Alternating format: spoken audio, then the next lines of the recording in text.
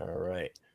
What is up, everybody? Welcome back once again to Hot Toys Hotline Live. Guys, there's a lot going on this week. A lot of really, really exciting stuff, especially exciting for me. I know what everybody wants to get into immediately, but we're not going to yet. We're going to wait for Sean to get in. Hasn't arrived. Right. The guest of honor, Sean, hasn't arrived. Guys, if you're a regular watcher of the stream, you know that today is a special day for me, especially because, who's been telling you guys all this time about Mace Windu? And I know some of my friends in the chat have been holding on there with me, but we're going to talk about that in a little bit. We do have some other figures to cover before we get into the Attack of the Clones Wave 2. Also, guys, today we are going to get into the Attack of the Clones Wave 1 as well, kind of give ourselves a recap of what we got from Wave 1 and kind of what we may be able to expect additionally from Attack of the Clones Wave 2 that wasn't teased this morning. So we're definitely going to get into all that, and I know you guys are really excited to talk about it. If you haven't noticed already, I've got a different background behind me. So yes, guys, I have started my new, right, they're gone. It's a new background. It's very dark in here right now. I have not installed my lighting and everything. I have not moved the figures where I want them. So completely different background, but I told you guys last week I was going to start doing this project over the weekend, and I have. Total pain in the ass. It was a lot of work, and we're still not completely done, but I'm going to really try to bang out everything over this weekend. So bear with me while my collection room / office is in shambles, but I think I got the lighting good enough to where you can at least see my very white face. Yeah, you do kind of got a weird combo of stuff behind there, looking behind you. Because I specifically brought this one out. No, I wasn't speaking about that. No, you were talking about this guy. That's who you were talking about. Yeah, no, I was talking about. I was talking about. I heard he comes with a serving of crow pie. Yeah. But I was talking about I was looking at your shelf because it's one half has a bunch of Hot Toys. Yeah, I look at the Razio cast and the big super deformed Stormtrooper, and I'm like, there's a slight bit of lack of consistency with the layout. Yeah, so it's all been shoved in there temporarily. But I do know in sometime in 2024, 2025, you are going to be looking forward to putting that sideshow Mace Windu into the fireplace and watching. Oh, he's going to be gone very soon, because today is a day of celebration. And what do we do when a new figure that's a better version of what you already have comes out? You sell the old one. So sideshow Mace Windu is gone officially. I'm getting rid of him. But yeah, look at that. Clone Trooper already throwing the smoke. When is Mace Windu coming, Lane? This isn't prompted. This isn't scripted. But guys, I'm going to say what's up to everybody in the chat. But also, I wanted to say 2024. What's up to our panel members here? We got Mr. Mom Collectibles in the house. I told you guys he's going to be here more often, and I've delivered. He joined us tonight for a very special stream because he knows there's a lot to talk about. Of course, we have our buddy Lane here as always. And of course, we had to bring back CMB. Yes, that's Lane's intro. And CMB we had to bring back as always. And he's ready to go with his Mace Windu profile picture. Because I don't know if you guys remember, but CMB was with me till the end with Mace Windu. So I had to bring him in on this one, especially because we're going to talk a lot about Mace Windu. But someone start playing tasks for my Mace Windu estimation of arrival, please. Right. We need to create a donation jar for Lane so we can get him Mace Windu, because I mean, you would think after all this, I am buying Mace Windu. So exactly, you would think after all this, Lane and Sean would eat their words and buy the figure, but they're not going to. So absolutely not. Carlito, very early in here. What's up, my friend? Insane one as always number one. He says soon. He's always the first one in here. So good to see you, my friend. Aunt P, good to see you as well. Good evening to you. Aunt P was saying he can't wait to see tonight's show because he was sitting in before the stream started. So we appreciate you. Payton, as always, good to see you, my friend. Hope you're doing well. Let's see who else we got. Boba Fettuccine. Perfect time to jump in during this Star Wars announcement day. We're about to have the Star Wars announcement uprising amongst all of this other stuff that we're trying to pay for as it's being rapidly released. It is no Toyworks Mace. So if you guys aren't familiar, there was a third-party Mace Windu. It's the Toyworks Mace Windu. I don't know the exact name for it. It's obviously not Mace Windu because it's third-party, but that one was interesting. It's definitely pretty nice for the price, but it definitely has gone up in price. So we'll see what happens to that one. Mace, you're not a master. 1/6 Star Wars Pimpazoid, my favorite name. He says Attack of the Clones Wave 2, getting them all. You already know I'm getting them all. And I did promise you guys that I'm going to be getting that Mace Windu day one. So you already know what I'm going to be doing. Leighton, good to see you, man. He says, how's it going, Legends? Yes, Connor, the display is coming along. It is very slowly. But again, this weekend, I'm going to try to knock it out. Matt is here. Matt says the detofs are gone. Hotline, did you break down the detofs, or as I seen on YouTube, take the inner shelves out and saran wrap the whole thing? So the detofs went to Collecting Madness. By the way, guys, Collecting Madness will be in very soon. If you guys could do me a favor, it is Collecting Madness Chris's birthday today. So when he hops in with us, don't do it yet, but when he hops in, can everybody spam happy birthday in the chat? I don't know if he's here, but hopefully he's not. Hopefully he's on his way home driving right now, so he won't see this. But when you guys see Collecting Madness come in and get on screen, please everybody say happy birthday to him. It's amazing that he's hopping on his birthday, and also he worked on his birthday, but you know, with his occupation, he couldn't take off. So OG fan, good to see you, my friend, as always. It's always awesome to have you in here. Violet, good to see you as always. Violet, part of my project, I'm going to be finally framing all of those beautiful pictures you colored for me. So you will see those eventually up on the wall, whether I put them here or in my basement collection area. It's going to be in one of those places. So, but guys, as I said, we're not going to jump quite into the Attack the Clone stuff yet. I kind of gonna dangle it in front of your face for a little bit. So we're going to get into the other stuff that's still definitely some good topics to talk about. But we're going to talk about the Doc Brown first, guys. Let's get it out of the way because I know a lot of people have a lot of things to say. I'm glad that Mr. Mom is here because Mr. Mom and I had a long discussion about this figure, and there's some unfortunate things that went wrong with this figure, in my opinion, but there are some pluses as well. So I kind of want to get into this. So guys, we obviously knew going into this release that the Doc Brown has a reused head sculpt. So there was no secret there. You guys saw the prototype photos. We saw this head sculpt before with the Back to the Future Doc Brown. So we knew that we were going to be getting this head sculpt. But I guess as collectors, we either hoped or expected that there would be some slight changes made that benefited this head sculpt in a way that it kind of made some alterations to the head sculpt to kind of make it look slightly different on a different version of Doc Brown. They did make some changes, and you could see the eyebrows are a different color. The hair is a little bit different in terms of the color. However, one of the biggest misses, in my opinion, with this figure is the fact that, and I'm going to try to find a better photo here. You can kind of see it here. The Back to the Future 2 Doc Brown has those really cool shades. And because he has those shades, there's slits cut into the hair. And guys, they didn't fill the holes in on those slits. He still has those slits present on the Back to the Future 1 Doc Brown. Yeah, that's not my biggest problem with this figure, though. So that's my biggest problem. For me, and I'll say this right now, I do love this figure. I think this figure is beautiful. My complaint is the head sculpt. Everything else, I'm cool with it. And a lot of people talk, and another complaint, guys, that everybody had was the plutonium case being cardboard. Well, thanks for stealing my thunder. Well, hey, we're going to get to you, Lane. You'll be able to share it. But my opinion on the plutonium case, right? It's an extra $20. And I'm going to share this with you guys, right? There was a gentleman on Facebook, and I'm sure some of you guys saw him. He was advertising on some of the Facebook groups that he was able to make a fully plastic plutonium case, right? So he PM'd me. I put my name in the comments saying I was interested in seeing what the price would be like, and he wanted $250, guys. Jeez. Now, right, I'm not trying to knock his price. If he's doing this all by hand, his price is his price, and he has all the reason to charge that if he's doing this by hand.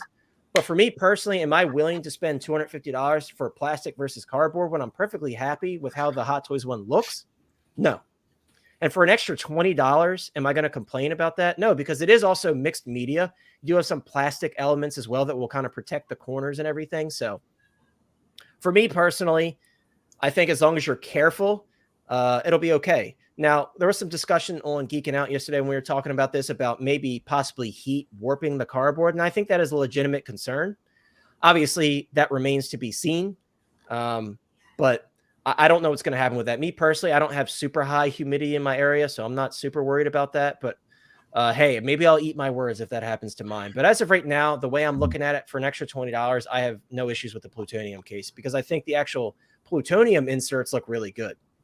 But I know I kind of ranted there a little bit, but those are my two issues that I have with the figure: the head sculpt, and I wouldn't really even call the plutonium case an issue because I really don't have an issue with it. But I should say those are the two issues that I've seen brought up on Facebook. My main issue is the head sculpt. Everything else I love. The accessories are beautiful. I love the hazmat suit. Everything looks good to me. But Ryan, I want to hear your thoughts on this figure because obviously you're very highly invested in Back to the Future because this is, as you always say, like one of your pillar films of your childhood. So kind of share your thoughts with us on this documentary and how it turned out.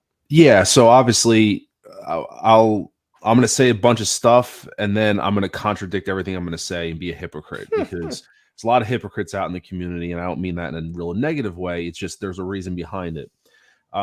Obviously, I love Back to the Future. It's, it was a day one for me.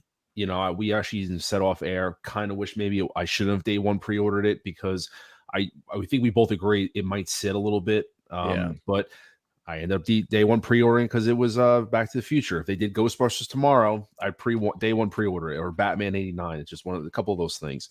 So obviously, everything you just talked about, it bothers me because I'm such a Back to the Future nut, like an absolute nut, that it bothers me about from a continuity standpoint that, you're taking the Back to the Future 2 head sculpt when he went to the rejuvenation clinic and got younger, and then you popped it on the head when he's supposed to be older.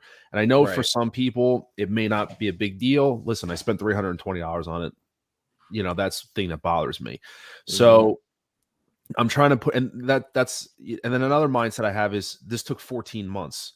And obviously I know people can turn around and say, and I've seen a lot of it, that, hey, listen, this is one of those figures that you really can't complain about because Hot Toys, you got what you saw day one. Like the sculpt didn't change. Like this is what it was day one. Right. Then why did it take 14 months? I don't know, just curiosity, just wondering. I mean, it did get bumped up, fairness. It did get bumped up. I think it was originally like Q2 early, got bumped up real fast. Mine's actually coming Wednesday. And I was actually going to say something to you before. It's hard to find. And I know people are going to do side-by-side reviews. I did see some photos online with the Back to the Future 2 next to this one, like the head sculpts, like side by side. I don't think it's directly they popped it off and put it on. Obviously, lighting, photography, like with the Loki, remains to be seen. I think 6 Gal Mafia is going to do a review, and other people when they get it. But I think that they did do some alteration because it does look, if you look at the head sculpts, the one on the second movie, the eyebrows look whiter. His hair actually looks a little bit whiter, and his actual face tone looks a little bit different. Here, he looks softer. It actually does look like they did some kind of treatment to it. That being said, minimally, I'm talking bare minimum, plug the holes and just do a fresh coat of paint to make it look older. If you're not going to sculpt it older, you could definitely do some trickery with paint and paint it to look older. Whiten the hair up, and if you pull up a photo of Christopher Lloyd from this scene, damn, he looks old. Like he's old. Right. I mean, he had heavy prosthetics to make. He's supposed to be what, like 75 in the 70s, something crazy. And it's like this is way off from 75. Yeah, and then my other standpoint, and I'll finish up from a photography standpoint, because I love taking photos of these figures. I love going outside. I love trying to capture the most realistic, poses of this. I just hate this head sculpt for this particular figure because it really restricts posing him. I know a lot of people are just going to have them on the shelf like this. I will, but from taking photos and kind of like that expression is Doc, but I wish we had a neutral expression because it really limits how you can take photos of him and stuff because he's not shocked all the time. And even in the promo photos, when he's in the DeLorean, he has more of a neutral expression explaining the concept of the DeLorean. So he's not always shocked. But I'll probably have him posed honestly when he's in the shelf of when with him with the remote when Einstein just comes back to the future and he's like steering it and he has it like kind of like turned.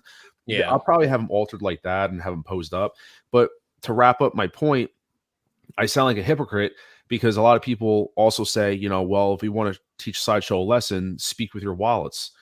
I spoke with my wallet and I bought the figure. Howie's hearing me complain about it, and I still bought the figure. So what does that tell you? I mean, if I really wanted to speak with my wallet, I would pass on it and just prove a point.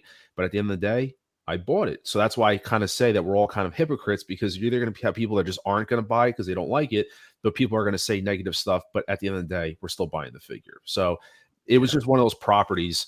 I just feel like if it was a Marvel and Iron Man, it would have got so much better treatment. It just stinks that something like a property, like an IP, like Back to the Future got this kind of treatment. It just goes to show I don't think there's a lot of care put into it because it's an individual property. It's not like Marvel. They're not pumping out any more movies.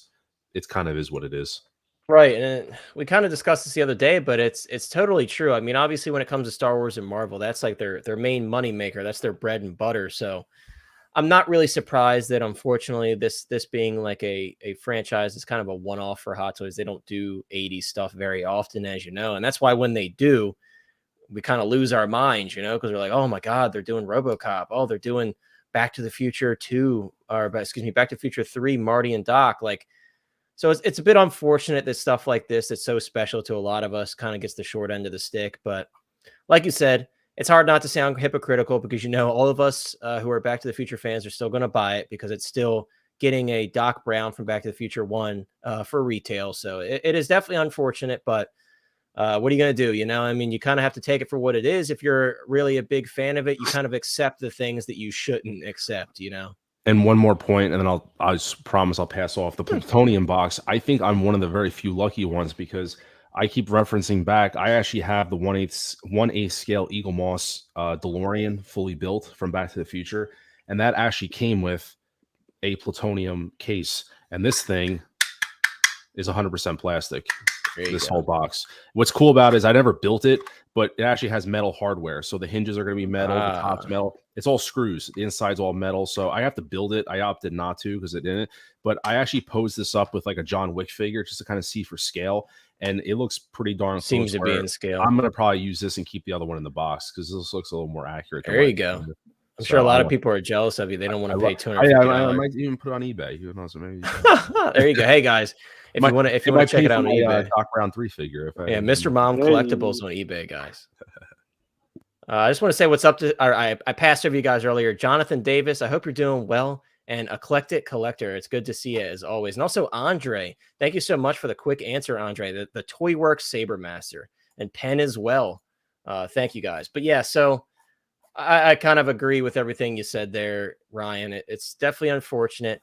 The collector says he canceled both. And, well, you really must have been disappointed, man. I already have. I'm assuming you're talking about this doc and the Back to the Future 3 doc when you say both, because I know Marty is obviously sold out. Marty and Einstein. I have Marty and Einstein right next to me. That figure is beautiful. Yes. Yay. How's it going, man? Padme is coming. We are going to talk about Padme and Mace Windu and Anakin and the battle droid in a little bit, but we're just kind of recapping on some other stuff that kind of arrived into our information bank right before that. But yes, Pablo, definitely can wait for it to go on sale. As Ryan mentioned earlier, I think this one's going to be a shelf warmer, especially because a lot of people are a bit upset about the head sculpt. But CMB, moving on to you. Let's hear your thoughts on this Doc Brown as we're watching a video from Sideshow and kind of getting a better idea of what it really looks like in better lighting. I'm just in the same boat as everybody else. You know, I'm disappointed that they reused the Back to the Future 2 head sculpt when, you know, and even if they did, like, you know, Mr. Mom said, they could have just splashed it with some paint touch up, filled in the holes, called it a day.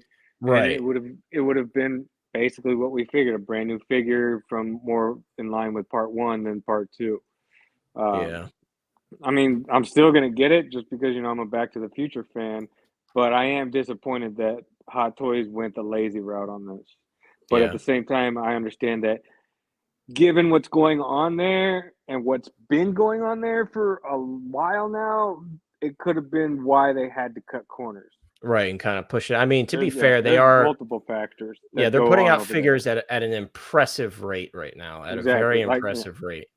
Just like I always say, you know, out of every company that's had massive delays over there, Hot Toys is one of the few that consistently is doing pre-orders, but still releasing things on a fairly on time, maybe some have actually been ahead of schedule. So, I mean, for them to be able to do that, given what's going on over there, it's impressive, and I have to give them credit. At the same time, that could also play the same it's also probably the reason why they might have taken shortcuts with certain figures, just because they're working with, you know, skeleton crews of skeleton crews. So they probably had to make the decision, like, do we want to delay this for even longer? Or just put it out, just put it out and move on to the next because they're so behind. Right. So, I mean, I can and be it's mad, unfortunate and this one was one of those. I can be understanding. You know, I can be mad and understanding. Yeah. But is it going to deter me from getting this? No, because literally, if I really want to plug up those holes, you can just get what is it, like toy putty, and Right. If just it fill really it in. bothers you that Yeah. much, you can. And again, I always want to state you should not have to do that, but you do have the option to do so if you're someone that likes to tinker and kind of mess around with stuff, you know. And with the plutonium box, yeah, cardboard, a little So I wanted to pull up upsetting. CSI's comment because he actually said he just got the dock in and he thinks that the cardboard's not flimsy at all. So that's good to hear. Yeah, I that's haven't what I was watched gonna any say. full reviews on them or anything, so I wasn't sure how it was going to turn out. So that's good to hear. And CSI is usually a pretty smart dude, so I trust his opinion. That's what I was gonna go on next is the box. Like, granted, it's cardboard that did upset me, but at the same time, that's where I was gonna go. Is I bet it's probably gonna be a thicker cardboard. But they also did include foam with the lid, and then where the plutonium casing rods, like the circles, like they also have a foam layer in there too that you can keep in the So it box, should which hold its I shape. believe exactly to hold its shape, because I'm pretty sure they assumed there are going to be environments with high humidity where if it's left to the elements, it will start to warp the cardboard, regardless of how thick it is because it's cardboard. Right. But with them including the foam, that allows the box to maintain its shape. So, I mean, they did cut corners and they but they tried to make right, like with the plutonium box, they And like did this looks thicker amazing. cardboard. Like the Yeah. remote, like the details on a lot of this stuff looks really good. Like I have no complaints about anything else, you know. And you're paying mostly for the accessories. I mean, Doc comes with a crap ton of Right, accessories. and you got the 88 miles per hour on the remote. Like you like what's not to like about that, you know? I think it's Exactly. great, dude. I love this figure again. It's just the head sculpt. The plutonium Hmm. case, I personally have no issues with it. Yeah, me neither, because I mean, they did use plastic and everything to hold that So it's cardboard got a in. bit of reinforcement, Yeah, especially on the corners. That's the exactly. most important thing. And it's got that plastic reinforcement for the corner. So if you're not tossing your plutonium case around, I think you'll be okay. Hmm.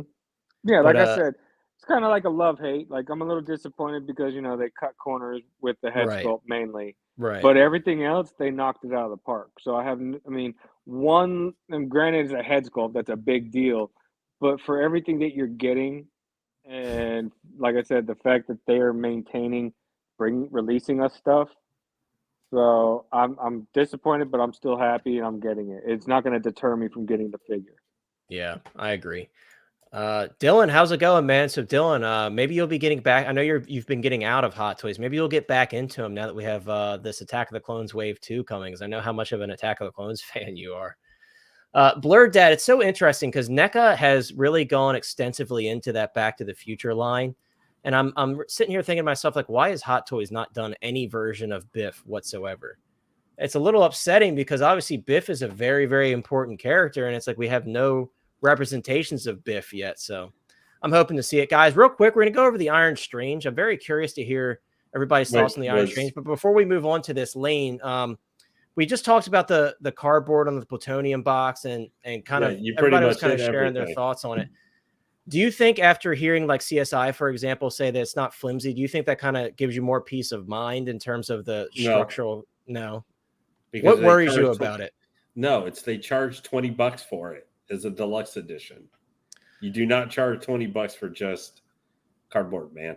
But it's plastic, and you get the plutonium casing, and the rods come out of each case. Like, yeah, to be fair, I think that's where the value is. No, I disagree, Cigar. Back for $20. It's cardboard, man. At the end of the day, I guess at the end of the day, expect for $20. At the end of the day, to be at least made out of fully plastic, man. Yeah, at the end of the day, it's really up to you what's worth your $20. Me personally, it's worth it to me, but that's the good option that you have about having both a collector edition and a deluxe edition. If you don't think it's worth the extra $20 for the plutonium case, then you could just get the regular one without it and save yourself $20.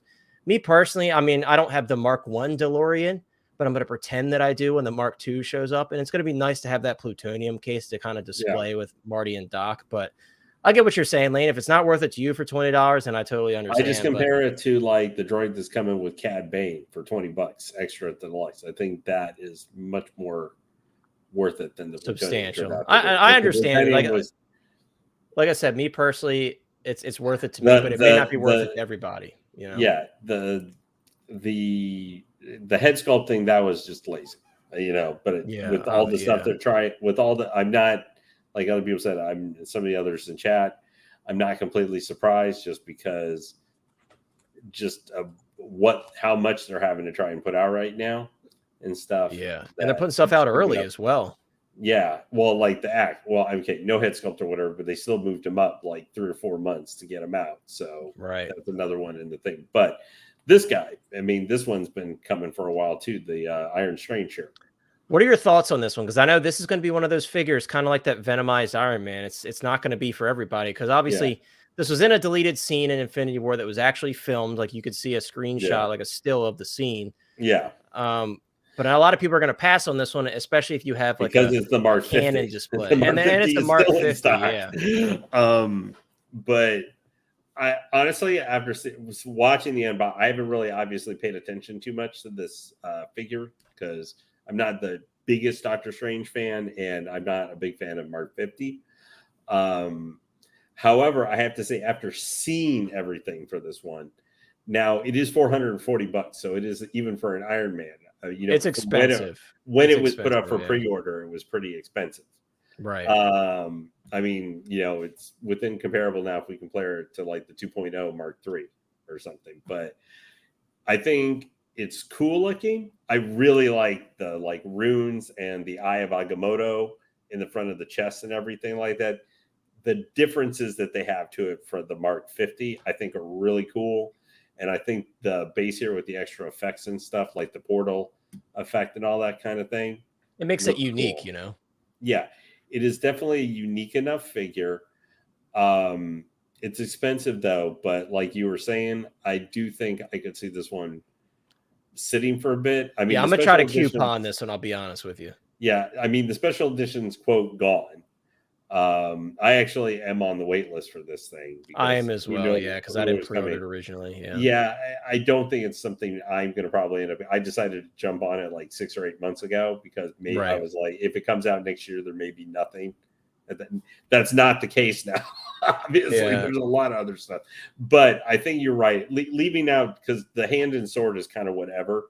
At the end of the day, it's cool. And they've done swords before with Doctor Strange. So that's not for me. It's these back pieces because we've wanted these forever for the normal Mark 50, and we finally have the opportunity to get it here. And I'm almost like, man, if I get this, I might steal those from him and give those to the Mark 50 because I don't need him to have those. He's a unique enough Iron Man. It's the same thing like when we talk about with the zombie Iron Man or something like that.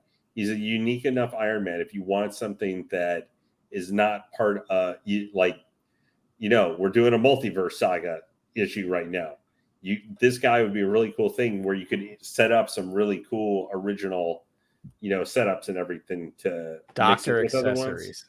Yeah, he's cool though. I mean, the Mark 50 is a cool suit. I love the Mark 50. I have the Mark 50 Tony Stark version. So if you were putting me, if I was going to choose, like, let's say both of these had been out for a while, like he wasn't just new, but this one had been out for like a year or something, and there was the Mark 50, and I was going to choose between one or the other, and even if this one was still, more expensive, I would probably pick this one up because I just think the parts of it that are different would entice me. This entices me more. As much as I think I like the armorized Deadpool, I think it's really cool, but this entices me more than the armorized Deadpool. One, because it's Doctor Strange, and two, it was almost canon. It was almost in the film as his deleted scene. So because of that, it does entice me more. I gotta be honest. And guys, who's honestly to say at some point that they may not, at some point in the next few years, like in Secret Wars or something like that, or he shows up with the Mark 50 suit, that'd be interesting. Yeah, at some point, in just maybe a short cameo scene, or like regular Doctor Strange runs into this version of himself at some point, who maybe is, they've established Doctor Strange has a tendency to cause bad things to happen and stuff. Right. What if this is one who is doing something to save his universe or something as the Sorcerer Supreme? Right. It could and also the Iron Man. Right. It could give it more relevance for sure. But it seems like everybody in the chat kind of has similar thoughts on this one. Everybody thinks this one's going to sit. Matt's saying this is going to be around till next year. 1-6 shooter. Good to see you, by the way, Trevor. Glad to see you pop in. I always pop in your streams every once in a while. Sometimes when you're doing the photography stuff, I just kind of sit back and take it in because, as I've told Ryan, I know nothing about photography. So I'm just kind of like becoming a student of the game. This one might be, if I'm not even going to say necessarily on sale, but this is one you're interested in. this might be a one worth waiting for till it comes in stock and maybe like on a payment plan or something. Yeah, I could see this. Yeah, me personally, if I had to put money on it, I would say this is probably a sale figure for sure. Because a lot of these exclusive figures had a lot of pre-order buzz initially, so they probably allocated a lot of numbers for them. And this was obviously prior. Look who it is, everybody! Yeah, look who it is, everybody! Wink, wink, everybody! Look who it is! It's Chris from Collecting Madness. Happy birthday!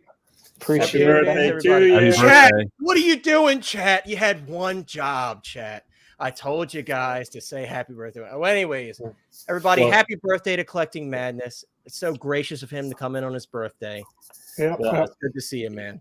I'll say there we go. Happy birthdays in the chat. There we go. Thank you, guys. Everybody. This will be my last comment on this one. It's just the fact. I think this could make, if you're not wanting to, if you kind of would like to get an Iron Man figure, but you don't want to, especially if you have a tendency to fall into the track. Once you have one, there's another, and there's another, that can happen with mass spawnings of Tony Stark Hot Toys figures. This might be a good one where you can get an Iron Man figure, but it's very one-off-ish. You can just get this one and be it, kind of. Yeah, that's true. And also insane one. That's a good point. So I apologize, guys. That's my fault. That's my fault. You guys are right on time. But yeah, I wanna address a few comments here. Oilers is really disrespecting the Iron Strange here. He said something about this is giving me SH Figure Arts vibes. I don't know. I mean, it seems like something SH Figure Arts would make, but I think it looks really good personally. I think it definitely looks really cool. Mojo, it's good to see you. Mojo, we have a couple questions in the chat that kind of want everybody to jump in and kind of share their thoughts on. Mojo says, what do you all think about James Gunn blowing up the entire DC EU? Will this make many DC figures more sought after? I'm glad I got my golden armor Wonder Woman for cheap. Right. I mean, it depends on the figure, I mean, we obviously know Henry Cavill's back as Superman, so those figures probably aren't going to make any movement anytime soon. But well, they said Superman. Apparently, he's on the chopping block also. Yeah, Cavill, Gal Gadot, they're all being chopped. Me personally, I have faith that they're going to keep Cavill. Gal Gadot, it's up in the air. You know what it is, and I'll really quick because they pushed flat. Okay, go ahead. No. The only thing I was going to say was they have a really.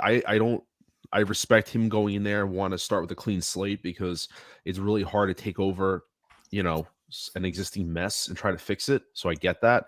My only problem is, and this is a good example we have up on the screen, is that Henry Cavill, Gal Gadot, they're such incredibly great characters. Mm-hmm. You could argue their movies were like poor, like Man of Steel. Some love it, some don't. But I think universally everyone loves him as Superman. Same thing as Wonder Woman. First one I thought was great. 1984 I thought was awful. Right, as part of the Justice League, everybody loves them, them, Yeah, they created great characters out of 50-50 movies. Same thing with She-Hulk. I think She-Hulk, I didn't like the show, but this figure is unbelievable. It's unbelievable. Yeah. I think he's just got that charisma about him, and like just picturing anybody else is hard for me to do. It's too soon to go through a change, I think. The other thing is he just dropped himself from The Witcher. So I'm like, my theory is that keep that role. DC, I really do. That because they pushed the Flash up and we're doing the Flashpoint paradox, I have this feeling that the clean slate that they're doing is going to be the new 52, like from the comic run of with DC. Because, I mean, that's when DC rebooted everything, was with the Flashpoint paradox, and then they went into the new 52. So I have a feeling that that's where DC movies are going. Yeah, it's the Flashpoint is going to be like the comics. It's going to reboot the entire DC universe, and then we're going to get, new characters, new Batman, new Superman, new Wonder Woman, because of Flash changing everything. Yeah, no better time to reset it all than the Flash, right? Just wipe it all out. Yeah, because then they can also get rid of Ezra. Yeah, true.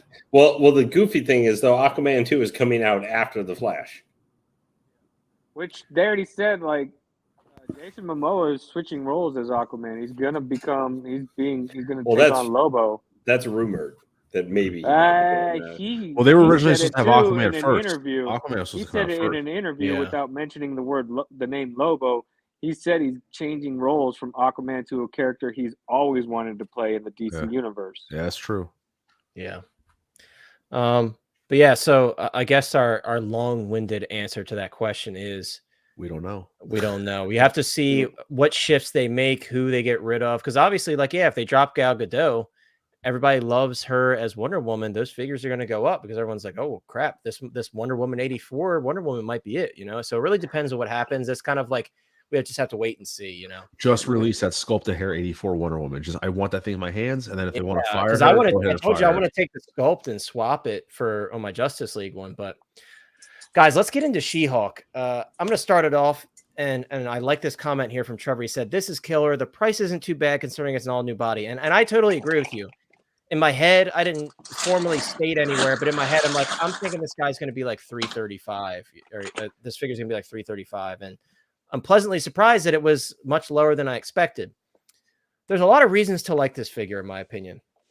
Number one, the first thing that I feel like hasn't been covered enough is how beautiful the seam line is with these hands. Like in certain angles, you can't even see the seam line. And you guys know, typically with Hot Toys figures, that ball joint in the wrist, you can see it. I mean, a lot of these figures, when their shirt rides up, we kind of pull it back down, you know, to cover it. And with this one, I don't know what they've changed here, but I really hope that this somehow translates over in the future for more figures, because this is a step in the right direction. You know, we talked about InArt with their new magnetic wrist pegs. I said that interests me. I think that's innovative, and I'd like to see how that performs in person. And this is another great step in the right direction in terms of the hands and how they attach. I mean, you could, again, at certain angles, you could barely see that there's a seam line there. I mean, if we go to another photo here, we're with Kevin, you got Kevin here kind of sneaking his way into the photo. You could see on this arm here, you could barely see the seam line on the wrist. And that's very impressive to me. And that's a step in the right direction. And doing things like this are what makes these look less like toys and more like they're pulling the actor or actress right off the screen. Obviously, She-Hulk was CGI'd, but you guys get my point. I think she looks beautiful. I think this is like one of the best prototype photo releases we've seen recently in terms of photos of the prototype. I think this is one of the best we've seen recently. I really do. I look at this figure, and personally, I try to find some things wrong with it, and I really can't find much wrong with it. I think the likeness is about 90% there, 95% there. It could use a little bit of a tweak, but overall, it's Jennifer Walters as She-Hulk. You know, it's definitely a beautiful figure. I love this this outfit that she has here. I do agree with Oilers. Oilers had mentioned that he would like to see her come with a lawyer suit. That would have been a cool idea for a deluxe. Maybe that would have been our 335.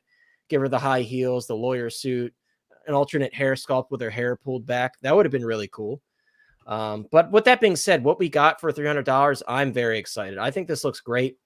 And again, this is one of those things, guys, and I know Ryan's probably gonna touch on this as well, but you kind of have to, if you like the character, but you weren't so enthused by the show, you can separate the two, you know? You could say, I read the comics and I loved She-Hulk, so this will be my She-Hulk 1/6 scale representation. You don't have to love the show. You know, me personally, the show wasn't a home run for me. It was very goofy, and I feel like it served very little purpose in terms of building the lore of the character and kind of introducing her properly into the MCU. I think it was just very like, I don't know. It was very like, it was a crowd pleaser, you know, that's what it was. It was a crowd pleaser. Everybody can watch it. It was an easy watch. It was very goofy. With that being said, it did have some good moments here and there, but I just really would like to have this figure in my collection. So I think it's going to look really cool. I definitely won't be getting Smart Hulk, that's for sure. They showed Smart Hulk again in these photos, but yeah, no Smart Hulk for me. I was never a fan of that look, and I still am not, so I'll pass on that. But let's move on to you, Ryan. What are your thoughts on this She-Hulk figure? I absolutely love it. If they didn't change a single thing from now to production and I got what I saw here, no complaint. There's not one thing. If you said to me right now, what would you change on the figure? I couldn't give you anything. I was shocked about the timing of the release. At this point, I don't think I'm shocked of anything. If we got a Dark Side release tomorrow, I wouldn't be surprised about it just because Hot Toys is Yeah. throwing curveballs. I do think it was smart to come out with something like this right after the Doc Brown debacle to kind of take the steam off of that. You got a Doc Brown issue now. Here's something brand new we've been Dude, they working knew. on. They knew this was. They came in hard on this one. They knew. That's why it also makes sense why they teased Daredevil first, because it's just a 2.0 repaint. So now it makes sense why, because I know people were flagging like, you know, they were freaking out like, you know, why Daredevil, not her? Well, here's your answer. You got a brand new figure, brand new body. You know, they put the time and R&D into this thing. So patience pays off, in my opinion. Price surprised me. I thought it'd be $330 with tax and shipping out the door. I thought it'd be, you know, up in that range. What was I going to say? Oh, what you touched on it too. You know, I hear that comment all the time, and I respect everyone's opinion, and I'll give you mine. Is that like Venom, for example? You know, I got the Venom figure from the first movie. Obviously, the movie, both of them, I didn't think they were that great. They weren't awesome movies. I got to be honest with you. When I look at the figure, the first thing I'm not thinking about is Tom Hardy's performance. I'm not thinking about the CGI. I'm not thinking about how bad the story was in the movie. Right. I'm thinking how badass that Venom looks on my shelf. That's exactly what I'm thinking. Right, and that's our 6-scale Venom right now. And that's the same thing with this. I thought the show was a train wreck. First episode was good, kind of fell off the rails. The season finale was just a dumpster fire, in my opinion. But this is a pretty to me, this is a pretty great representation of the character. I wonder if because she was CGI, maybe the likeness was nailed so good. Kind of surprised. It could, man. It really could, because they do a really good job with like aliens, Gamora. That's a perfect comparison for this figure. Yondu, you know, like Yondu, even though it's a real character, it's not like you're not worried about paint apps of flesh tones, skin tones. So I just wonder if they nailed it better. The sculpt, I think, is that I would give it a 9 out of 10. Honestly, the flowing hair. I mean, it just looks really great. And the facial expression is really good. It's not too over dramatic. It's not too neutral. It's kind of just a little tongue in cheek in the middle. I like it a lot. It's really. I agree. I think, me personally, I love this kind of like snarky look that she has. This would be like my ideal expression for her, which doesn't happen often. I mean, we got the surprise face from Doc Brown that we didn't want from the get-go. So it's good to see that them playing around a little bit more with the expressions and giving us something that's neutral but has a bit of attitude to it. The only thing that bothers me about this, and just proves my point again, is that Hot Toys, you fail me every time, where you have to borrow from yourself. You could have done this with Gore. If they could have. The arms. I mean, people talk about seamless arms. You did it with this all new body. You just proved you could have done it with Gore. There's no excuse. You couldn't have done it. They just didn't, I think, believe in it. It's a shame. I'm still going to get the figure, but I think that would have been an absolutely incredible figure if that had these kind of arms seamless. Or even like swap out arms. So something like that. But this just proved it could have been done. It's just that time, R&D, didn't want to invest, and like that. in I IP. think the tattoos as well, with them being like, well, not tattoos, but you know what I mean, like the scarring and such on the arms. I just think that something could have been done after. I mean, who knows? But that's just they could have met in the middle somewhere. But yeah, I get what you're saying. I totally agree. And there's obviously, when we look across the line, and we were kind of talking about this backstage, and we did have this question in chat. I kind of wanted to hold off a little bit on this, but someone had brought up single jointed arms, and that kind of goes along with what we're saying, where they kind of pick and choose to throw these old features at us here and there. And it's like, well, you've done this before, so why can't you make changes to it? You know what I mean? Why continue to use seamless bodies? And unfortunately, that's a very loaded question, because I don't think we have a proper answer for that. Now, sometimes it's easy to say like, oh, well, that figure has a robotic arm, and every figure that has a robotic arm in my recent memory has single jointed arms. So there's obviously a reason for that. But when it's like Bo-Katan or the Armor, I don't have an answer for you guys. I don't know why. Maybe it's the certain female body that they use, but even like the A New Hope Han Solo, that one has single jointed arms. So it's very interesting how they make their decisions there. It must be certain bodies that they choose that have specific proportions, just happen to have those single jointed arms. But again, seems like all I'm saying are a lot of excuses, you know. Very, very interesting indeed, but unfortunately we'll never have an answer for that. So 1/6 when I look at this hair, it actually, to me, this looks like Fat Thor, Endgame Fat Thor. It looks like his hair, and that hair is very, very flexible. I was very pleased to see that, because I have the Qui-Gon Jinn. I got it day one, and when I got that figure, dude, I was pissed. I mean, I love Qui-Gon Jinn. I love Star Wars. You guys know I'm a big Star Wars fan. To have Qui-Gon Jinn in 6-scale form was huge for me. And when I got that figure, I was truly like underwhelmed. And Penn, you're in here. You can attest to it. You and I kind of had similar feelings when we first got him. I was just so disappointed in how stiff that hair was. And then when I got the Endgame Fat Thor, I was like, man, this is what Qui-Gon should have had. The hair is very flexible. So when I see this, I do see similar hair to that Endgame Fat Thor. So I think we'll be good. But I do agree because it doesn't have rooted hair, this has a silicone body. So I really hope that hair is flexible so it doesn't damage the skin at all, you know?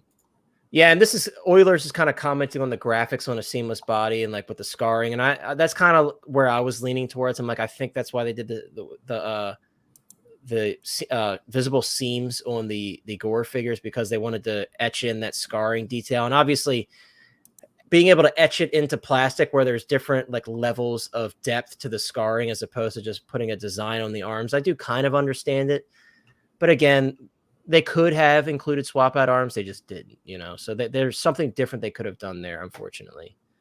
But me personally, and as I was about to say this, Ecto-1 says he's glad it doesn't have rooted hair. He doesn't want his wife coming his Barbie doll.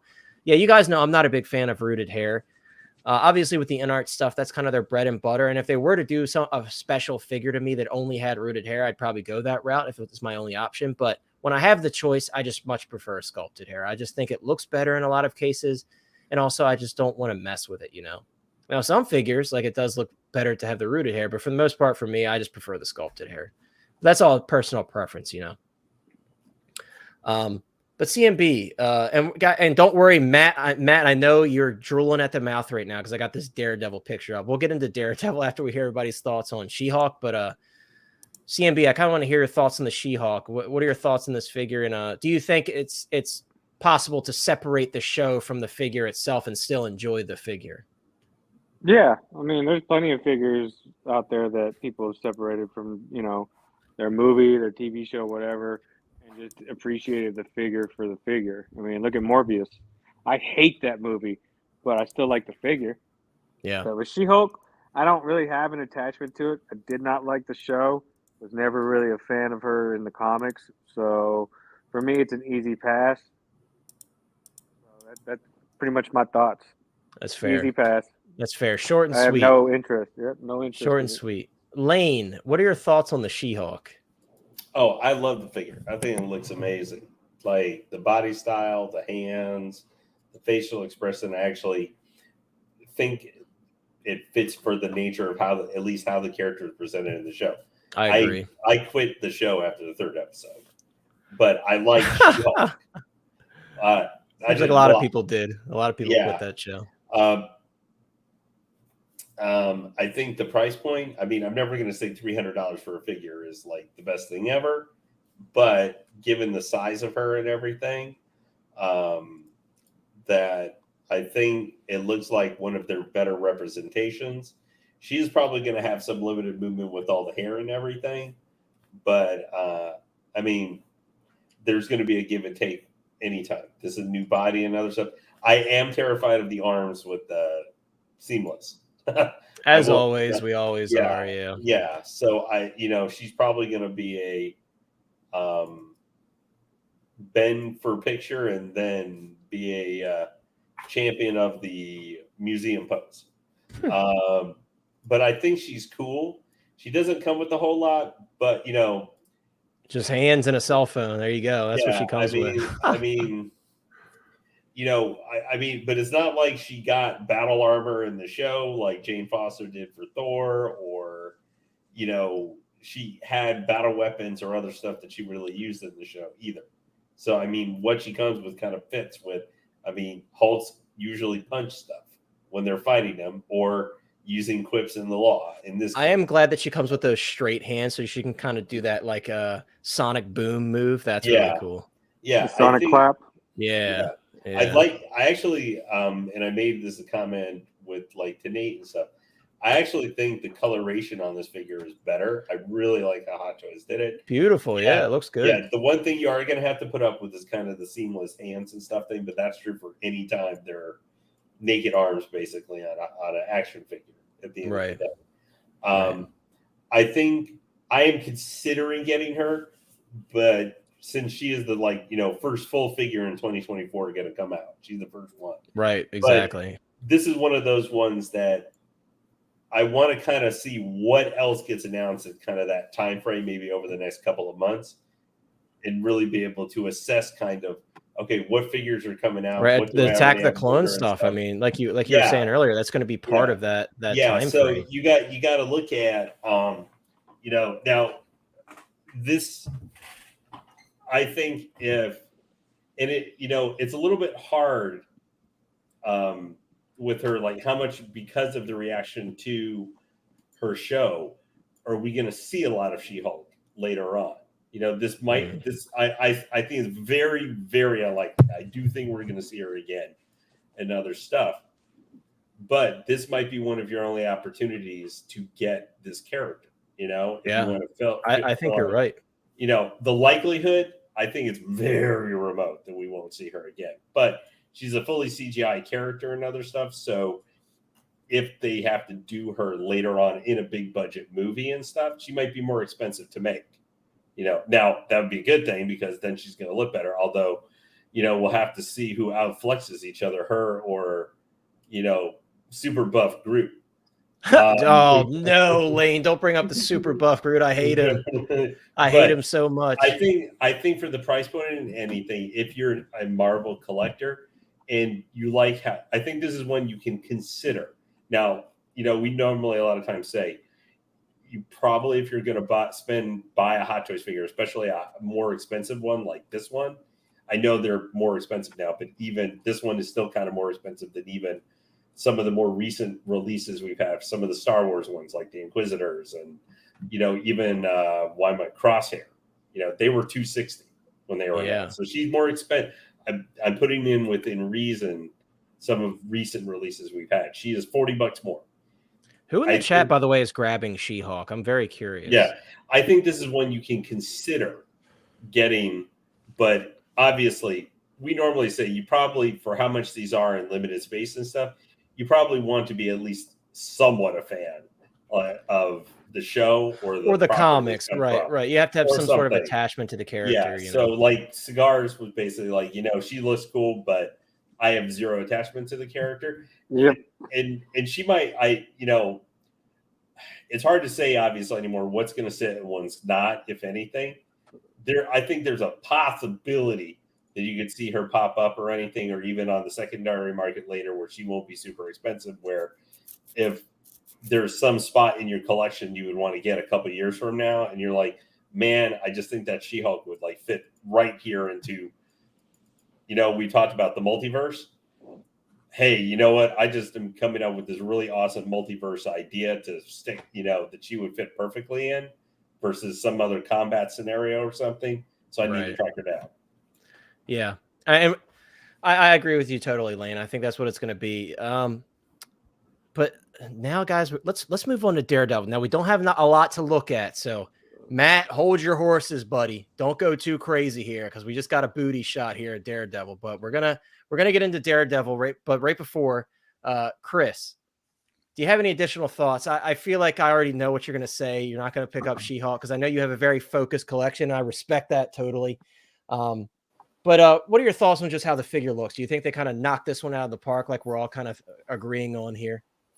Yeah, I definitely think they did a good job. And, you know, lately with the hair, like granted, if it's not as movable as we would like it to be, I still think the sculpt is nice. I think they've nailed that in, you know, with recent figures and whatnot. The color doesn't look that bad to me, and based from the show, it looks pretty good. Now, me personally, I haven't seen the show, and you already stated like I have to connect with a figure, but sometimes if I see a figure like Black Adam, wasn't going to pick it up, but then if the movie's really good and you watch it, then you develop that connection.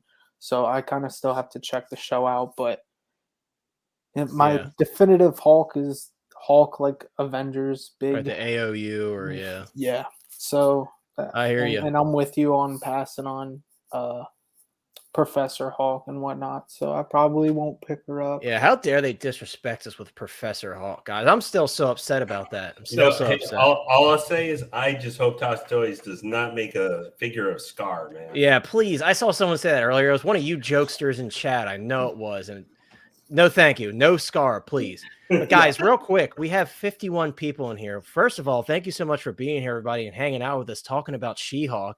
If you haven't already, drop a like on the stream if you're enjoying your time here on this fine Thursday evening.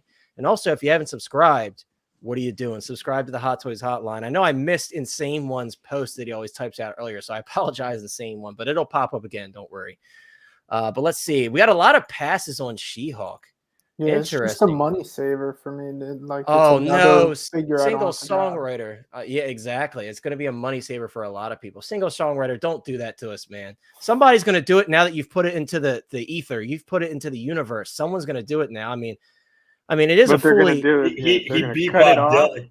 He beat Bob Dylan to the punch doing something like that, or saying cut it off and then get a 6-scale purple bikini. Yeah, that or the suit. Recreate the Marvel swimsuit. I don't know if you guys remember that when Marvel did like their own version of like a swimsuit calendar, but with Marvel character drawings. That's really cool. I didn't even know about that. They did it back in the 90s. Who can forget that Punisher skull thong thingy that he wore? I don't think I want to look at that. No, you know. Also, remember that thong Thanos statue that was going around like 6 months ago? When a man wears it, it's not a thong. It's a banana hammock. It's a banana hammock. That's true. All I'm gonna say, guys, is that Thick Bantha Boy. Hello, my friend. Is because that's like based off kind of a European like bathing suit style. Is that I had to when I was. I had to deal with my grandfather wearing one of those when I was. What are we doing? What are we doing here? What are we doing? He was from Germany. What does this become, everybody? We talking about Daredevil now? All right, let's talk about Daredevil time. Lane Banana Devil. Okay. Yo, Daredevil day one. But he's right, like because when I was in Germany, like that's pretty much what 90% of the guys wore were banana hammocks to the swimming pool or to the beach, and I was like, "What have we done?" This is really single songwriter. Come on, man. Come on. Lane's not lying, though. They should creep me out. Right. Daredevil day one pre-order. Day one. All right. So yeah, everybody. We're not gonna go in depth on Daredevil. Like I said, sorry, Matt, but we need more to go off of. But I'll tell you right now, we're gonna go quickly through everybody's opinion. But me personally, I love the look of this suit. I love the two-tone look. It's not for everybody. I've seen some people like, I just don't like the two-tone look. And if you have a lot of connection to that all red colored suit, I understand. Me personally, I'm all for what looks good. And I think this looks really cool. And I think it adds a lot more depth to his relatively plain suit, So I think this is really cool. And this will be one I'm definitely picking up because I did not pick up the first Daredevil from the show. So this is the next best thing. So that's my thoughts on the Daredevil. I'm excited to see more photos, and I really do hope we get an unmasked sculpt, but I think that's wishful thinking, but we'll see. But go ahead, Ryan. What are your thoughts on Daredevil? Everything you said. I had the Netflix one. I liked it. I agree. I think the gold is actually nice. It's going to break it up a little bit. I do hope we get a sculpt, but I think that's going to wait for his own show. But for right now, I think it's just going to be a 2.0 repaint. So I'm going to grab it. It's going to save me a boatload of money on trying to get the Netflix one because I have as opposed to spending $400. Yeah, I'll take this for. This is probably going to be like $280. I would expect like $285. Yeah, I'm right there with you, Kumar. Good to see you, by the way. Always good to see you, Kumar. I'm glad you're here.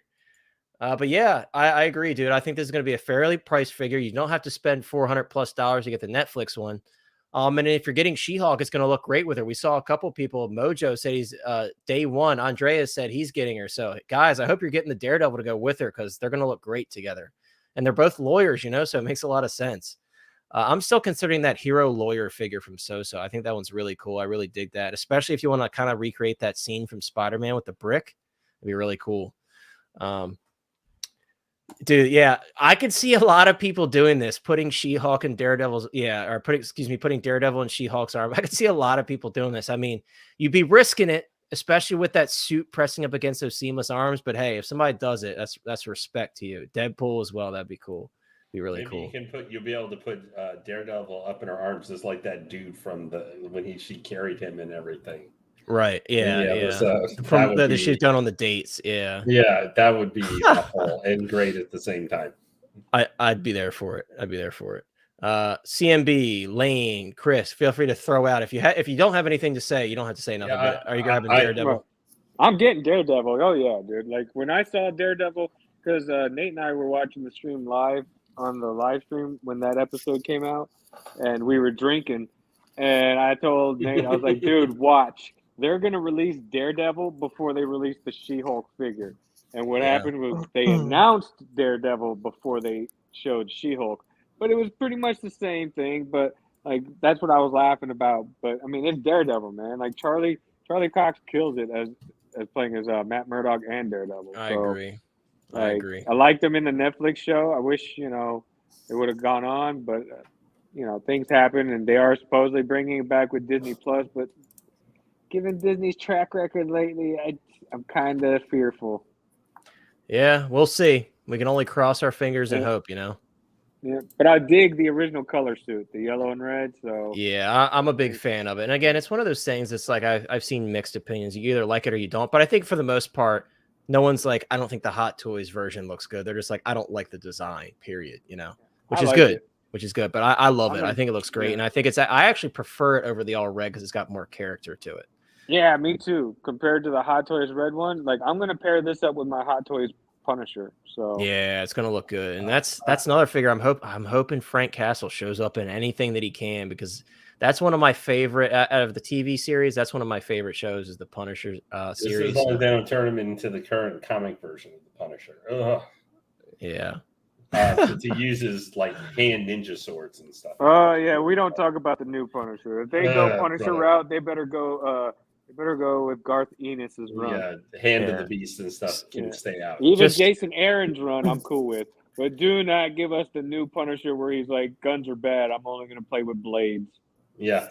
I'm going to pass on this one because I would rather wait till the Born Again because I just want the red suit. I'm not a big fan of the yellow. That's fair. And like I said, that's how I've heard mixed opinions. Some people like it, some people don't. And it's understandable, This now I will say I did watch some of the scenes where he showed up in the later episode and stuff. I think he's cool. Like I just have to say, the actor here just nails the character. Like he really just gets it. Even though some of the material was a little stupid that he was in, he manages to make just the character work despite some of the stupidity around it. And I was a little worried when I saw I figured they're going to do a figure, but I was a little worried that they were going to kind of make the character look stupid. Okay, the walk of shame thing was a little dumb, but I was able to kind of separate what was happening with Matt Murdock versus, Daredevil.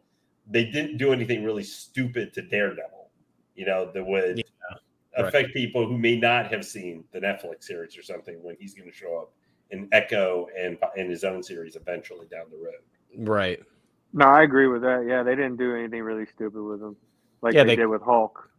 They made Hulk seem like they screwed Hulk in the show. Right, like I understand the whole Thanos thing kind of changing the whole direction of the character essentially, but it's like he can recover from that, right? So why is he still in that kind of the Hulk's a rampaging beast, man? Yeah, it doesn't. I hate it, dude. The Smart Hulk thing, I'm over it. I'm really over it. And I was really hoping at the end of this show that he would somehow become closer to his original self again, and we didn't get to see that. Or give us something along the lines, maybe more back to Thor Ragnarok Hulk or something. Right, something back to like. I can't wait to put it next to my Age of Ultron Hulk. Yeah, it's just crazy that we get Professor Hulk and then he introduces his son who's timid as hell, and I'm like, that's not Scar. Scar is like a barbarian. He's a beast. Yeah, the Scar in the show is like a little soft Hulk. That's what he was. That's what we call him, soft Hulk. But the other activist Hulk. That's what he is. Yeah, the one thing George Costanza Hulk. Yeah, the one thing I think was that the funny thing is though is that we might it is entirely conceivable that in 2024, like this time in I know we're talking like 2 years from now, but it is completely conceivable that in 2024 holidays, we could be sitting here in a couple of years and we could be talking about, hey, what is top 5 Hot Toys that were made, like just for look, style, and how well they were made? Like the seamless arms completely amaze us that you can pen them or something because Hot Toys does something different with them or something. It'll be interesting to see what this But these body could is be. like. It could be She-Hulk Attorney at Law. Possibly could give us a figure we talked Like- about it. Top 10 figures coming from. Yeah, Hot like Toys. I've said, So I could you think about that for a minute. this is definitely one of the stronger prototypes this year, in my opinion. It really is. You regardless of what you think of the show, you got to give credit to Hot Toys for this one. Again, we can't really speak much on Daredevil in terms of the quality because all we can see is a back shot, but I'm very interested to see that one as well. But it is As conceivable. far It's as conceivable. Daredevil goes, let's stir the pot a little bit. I'm so out of the loop with Daredevil. The last time I remember is like him having a cameo in Elektra from 2005, or even the new Spider-Man film. Right, I was going to say, That's he's in it. the new Spider-Man. You got to see him there. That's And okay. I mean, even then, I know him as the red suit when I do see him, so I wouldn't even pick up. I don't even like the way that looks. okay, so you're kind of with Lane. You're not a huge fan of the suit. That's fair. Yeah. Like I said, it's not for everybody, but I respect that. I mean, that's just how Yeah, I everything don't is. hate You know, it you or either like it or you anything. don't. It's I just you think that- prefer the other suit. Yeah. Yeah, I like how he looks, but that being said, it kind of the over-the-top kind of comedy, goofy kind of feel to it. I think the brighter yellow suit, some ways, makes more sense than having him in for what is known as the hard gritty red suit, which is what people are going to kind of know it as, you know. So goes farther back than My Lord, Andrew, stop it. Yeah, it was bad, dude. Scar looked goofy. And honestly, we kind of talked about this yesterday on Nate's stream about how good the CGI was on She-Hulk for actual, like for She-Hulk herself. But there, you could see in some other areas where it was kind of lacking. And I think Scar looked really goofy, in my opinion, with the CGI. Even like what was that weird dude's name that the nerdy rich dude that ended up becoming a Hulk, and then it got reversed by that whole little thing they did with Kevin going backstage. That to me was just such a weird ending, but yeah. I mean, that's really all we have to say, guys, about She-Hulk and Daredevil. I'm very excited to see more photos of this figure. Hopefully our friends in Hong Kong can get out there soon and take some photos of She-Hulk. We did see that one still from Secret Base, but like MRC and Monica, they take really good photos down there. So I'm very excited to see more photos of her. And I'm also very excited to see more of Daredevil once he actually gets announced. But guys, I think we've teased you enough now. We're not quite jumping there yet, but we're going to kind of recap as we go into the conversation about Attack of the Clones Wave 2. I wanted to kind of recap with you all what we saw in Wave 1, kind of get excited again about Wave 1, kind of give you guys some thoughts on Wave 1, and also some warnings about Wave 1 in terms of stock.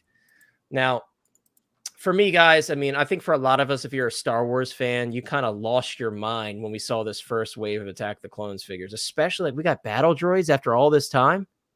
After all this time, we got battle droids. So I'm very excited specifically for these battle droids for a multitude of reasons. Number one, I mean, it comes with a swap out C-3PO head. That was one on my wish list. When we saw the original preview of these figures before they were officially announced, I'm like, it better come with a C-3PO head if we actually get these. And what do you know? We got the C-3PO head, and I was super, super pleased about that. So because of that, I'm definitely going to be grabbing two of them. One for the C-3PO head, which I will scroll over to here. Beautiful box, by the way. I absolutely love this 20th anniversary packaging. Same thing we got for the Empire Strikes Back 40th. They're continuing that with the 20th anniversary Attack the Clone stuff. But there's that beautiful C-3PO head there, and it is a swap-out head, which makes it absolutely amazing in my opinion. But another reason I wanted to touch on this as well, guys, is, again, you guys know the whole meme with the Mace Windu and everything, and I was like, I was talking about how I knew it was going to come out for Attack of the Clones. There's no way they're going to tease Mace Windu after all this time and not give them to us. But believe it or not, Mace Windu was originally teased in these battle droid photos. This is really cool too here, by the way, guys. I love that he can kind of go in that closed up pose as if they're falling out of the tanks, like the carriers that they come in. This is really, really cool. I'm very interested to see like how structural these figures are compared to the old Sideshow ones. Go ahead, Chris. I was just going to say, if you army build these, you're going to have a ton of C-3PO heads rolling. Right. around. Yeah. I mean, maybe you could make a little extra money on the side being a C-3PO 6-scale head dealer. You never know. You never know, guys. Also, if you're getting not only one of these battle droids, but R2 and C-3PO, that's 3 C-3PO heads you now have in your collection. And if you get additional battle droids, that's even more C-3PO heads. And then if you get C-3PO, you get a droid head.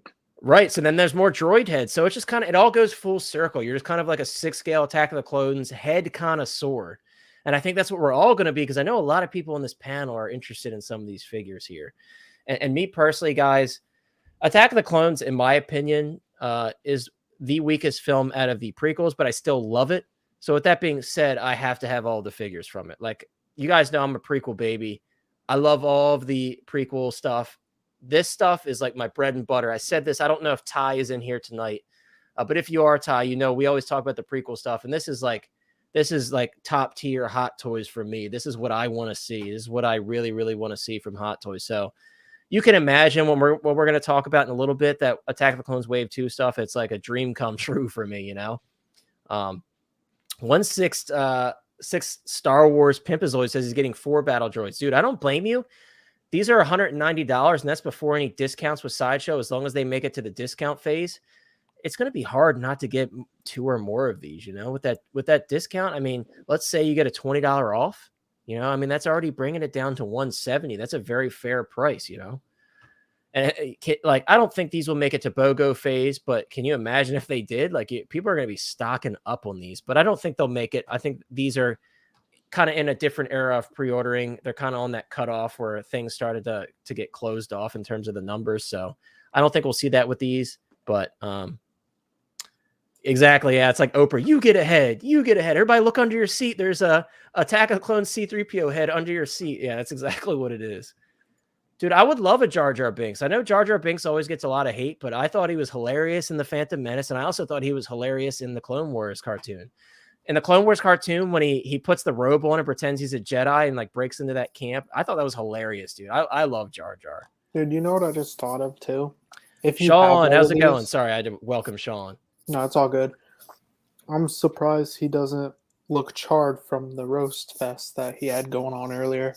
But but if they do all these, they could do a diorama like the Droid Factory or whatever, and you could just like somebody will probably do it, where you could hang all the heads up like they're going on the assembly line. Yeah, that'd be really cool, because that scene's awesome. Like, I love that scene where C-3PO gets mixed up and they're taking his body parts off and swapping his head out and stuff. I love that scene. So yeah, dude, like, this is a huge release for me. I love these droids, and I think that's going to be a really fun addition to your Attack the Clones display. As we go through the photos, Ryan, are you picking up? I haven't talked to you about Attack the Clones stuff very much. Are you going to be picking up any of these? If so, are you going to be getting multiples? Yeah, I'm definitely going to be getting them. I have to time out. So just to give an update, like, you got to timestamp it as this video, because I don't want to get roasted 3 weeks later when things change. But I'm on Sideshow right now, and I know everyone knows a trick about how many you could add to cart. And I just did a quick update. So C-3PO, you can only add 3 to cart. You can only max out at 3. Yeah, and Battle Droid 3, and R2D2 6. So that kind of gives you an idea of where. Right, so that tells us like R2 is going to be safe for a while, but you need to keep an eye on the C-3PO. And the droid, yeah, which is kind of expected, I guess, because like you said, people are going to be picking up. I mean, I'll only pick up one droid. I mean, they're not, you know, I don't quote unquote army build in my head. I love to, but my wallet has other meanings. Right, you got to limit yourself somehow. Yeah, I just want one to be represented. But you know, I think we talked about it. The prequels, you know, I saw them all. I remember seeing episode 3 in the theater. You know, when I was a senior in high school, senior in high school. So, you know, I have a more of an appreciation for them as they've aged. I think the CGI was horrible. You know, it was just a lot of stuff for what it was. But when you just look back on it, I mean, there was so much. I appreciate them so much more for what they were trying to do. You're like, it wasn't so bad, especially when you compare it to the sequel trilogy. Once again, though, fantastic I mean, you could argue once again, were the movies but the characters that came out of these movies are just undeniable. Darth Maul, Qui-Gon, you know, Mace Windu, all these Skywalker, unbelievable characters that came out of these movies. It's just on another level. So yeah, I hope that one day, like for me, if I was ever to have one version of C-3PO and R2, I would prefer to have like a New Hope, like original, the gold, like the goldenrod C-3PO. Yeah, but you know what? I'd be lying I'd be hypocrite if I said I wasn't getting these. I might have to stagger them and go after, like, I'll get a droid out of pocket, but I might payment plan C-3PO just to lock him in, and then I'll let R2 right there with you. I'll let R2 sit. Maybe if he goes blue screen, then I'll jump in, or if I get something, I'll jump in. But I'm not. What's good about these? I'm not dire need like I need them today. So I Right. can payment plan these things and let them sit even after they get launched. I'm not worried about it. So Yeah. I'm kind of finagling through my spreadsheet to see where I can squeeze one in. And so I'm trying to time it out and see, maybe I'll do a C3PO next after I pay off one or two. Maybe I'll jump over. I'm trying to stagger I have a hit list of DC, Star Wars, Marvel. So I try to sprinkle a little bit of everything in. So I might jump over and grab a C3PO right now. The droid, I'm not too worried And about. I'm right there with you. I think, and we're going to talk about the Attack of the Clones Wave 2 stuff, but I think that's going to have an effect on the numbers on some, especially like, think of it this way, guys. You're a Star Wars fan. You're a Star Wars collector. You're like, damn, I could get that Attack of the Clones Anakin and have him with C3PO and R2D2. Like, it's a no-brainer for a lot of people, including myself. I mean, I was already getting the C3PO And if you R2D2. get Padme, you pretty much set up this whole scene. Right. So it's like, now Hot Toys is giving us the opportunity to set the scene even more so than before with this Wave 1. So it's like, I'm not gonna take my chances with C3PO. Oh, I hope And dude, a lot of us want that Oh, Obi-Wan, and it's very unfortunate that Obi-Wan is kind of hit or miss in terms of the releases. Like, we got the Kenobi one very easily. Like, complete the line for once. Right, but where's Hot our Toys. General Kenobi? Where's our Episode real. 2 Obi-Wan? You know, Yeah. we're kind of getting hit or miss opportunities there with the Obi-Wan. And I still think, like we kind of briefly mentioned earlier, there is more opportunity to see more stuff from the Wave 2 and or possibly a third wave. But it's a bit unfortunate that we haven't seen anything about Obi-Wan yet. Also, I wanted to kind of draw everybody's attention to this photo because we're going to be talking about the Attack of the Clones Wave 2. But again, if you guys haven't seen it yet, one of the figures mentioned as part of those releases for Wave 2 is the Super Battle Droid. And this is most likely going to be what you see here for the Super Battle Droid. This is it right here in this photo. So very exciting to finally get a Super Battle Droid. It does look like the Mando Super Battle Droid for the most part, unfortunately, but I'd rather have a Super Battle Droid than no Super Battle Droid. I'm very curious to see the pricing on them because obviously it's kind of a big figure, but very curious to see that. Again, guys, another one of the reasons I really wanted to cover this Battle Droid, apart from it being awesome, is this is our first taste of Mace Windu, right? Because apart from this, it was radio silent for years on Mace Windu. And obviously for a lot of us, it's one of those characters where we're like, where's Mace Windu? Like, why haven't we seen a Mace Windu yet? And it's kind of like C-3PO as well. Why haven't we seen a C-3PO yet? What's going on? Our only options for C-3PO were either the Sideshow C-3PO, which is mediocre, let's be real, or this very expensive but absolutely beautiful Tamashii Nation C-3PO, which sells for like $800+ because it's full die cast and it was very limited at the time. So those are figures that we've been wondering about for the longest time. And now they're finally coming to fruition. And obviously we made the jokes and stuff here on the channel about Mace Windu, but the reason I was so confident that we're going to get this Mace Windu is because the timing felt right. It's the 20th anniversary of Attack of the Clones. They did a full wave of Attack of the Clones figures and told us we were getting a wave 2. They're giving us all these different clones and clone vehicles. It just felt like good timing to me.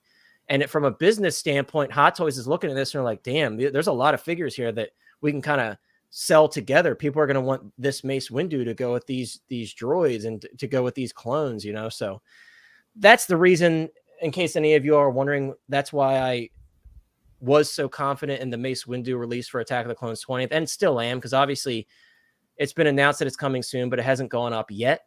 Anything could happen, but I'm fully confident that we're going to get this figure very soon. And that's my reasoning behind it. So yeah, this is really exciting to me. It's hard not to jump right into the Wave 2 stuff, but I just kind of wanted to show this as we're going through the Battle Droid. I don't know if anyone else had any thoughts on the Battle Droids. I'm going to be picking up multiples of these. I would like to be able to coupon them. I think HG said he's getting quite a few. Yeah, he said he would like at least 5 or 6. Dude, that's going to look amazing. I don't know if I have the funds for 5 or 6, but I would love to have 5 or 6. That's for sure. Too many other funds to buy. So Sean already has 6 ordered, but Sean does have a significant amount of space, so he can kind of plan accordingly, you know. And I'm kind of getting there as well with my new cases. I think I'm with Ryan. I kind of want to, because I dip into Marvel and everything too. I just want like one to represent it in my collection, Right. So I'm probably just going to do one battle droid, one super battle, just to kind of have that diversity in it represented. Right. If you can at least get one, that'll do it for you. Yeah. You know, you don't have to have two of everything. It's just obviously having them in pairs, you can kind of have more Right. options with certain scenes. See, that's the problem with me though, is that getting into this whole content creation stuff is that I said that was stormtroopers, and then I got like 3 different troopers now, which I never thought I would because I love photographing this stuff.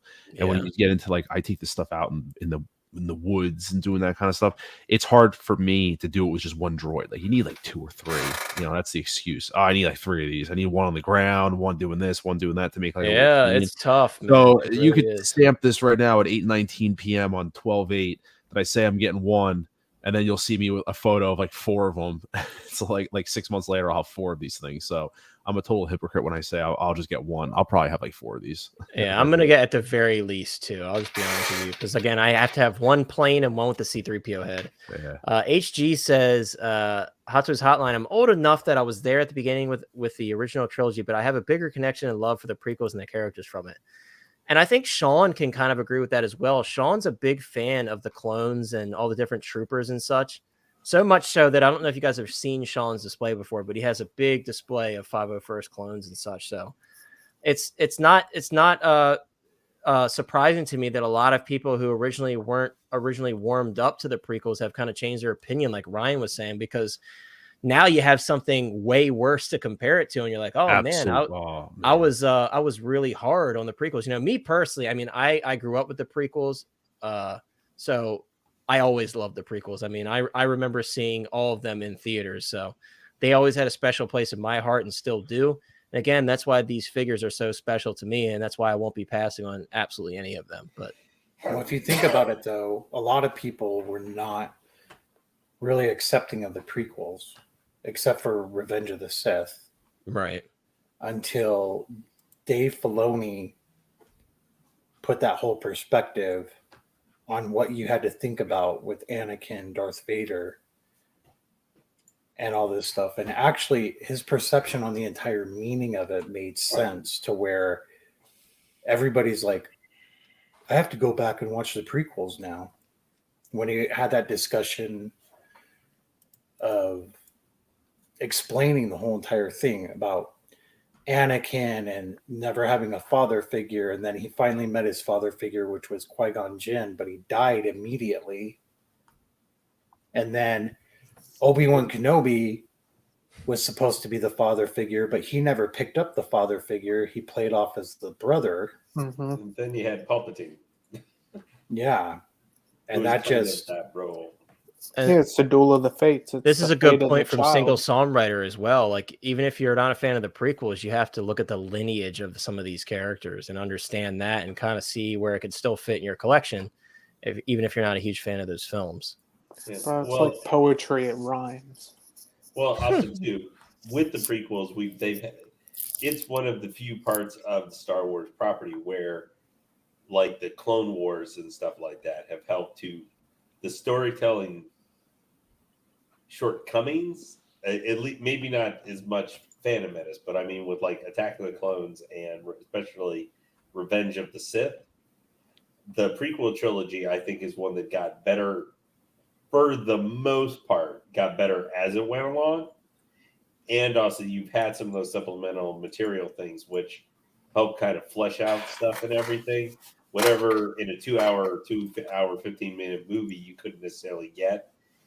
They added some way to like some of the Jedi you saw get just gunned down. You're like, the Jedi are dying, but you didn't necessarily have. You at least got to see some episodes or an episode or build up for some of those characters like Plo Koon. So when he gets blown out of the sky in Revenge of the Sith, Yeah, like nothing, dude. He put up 0 fight whatsoever. yeah.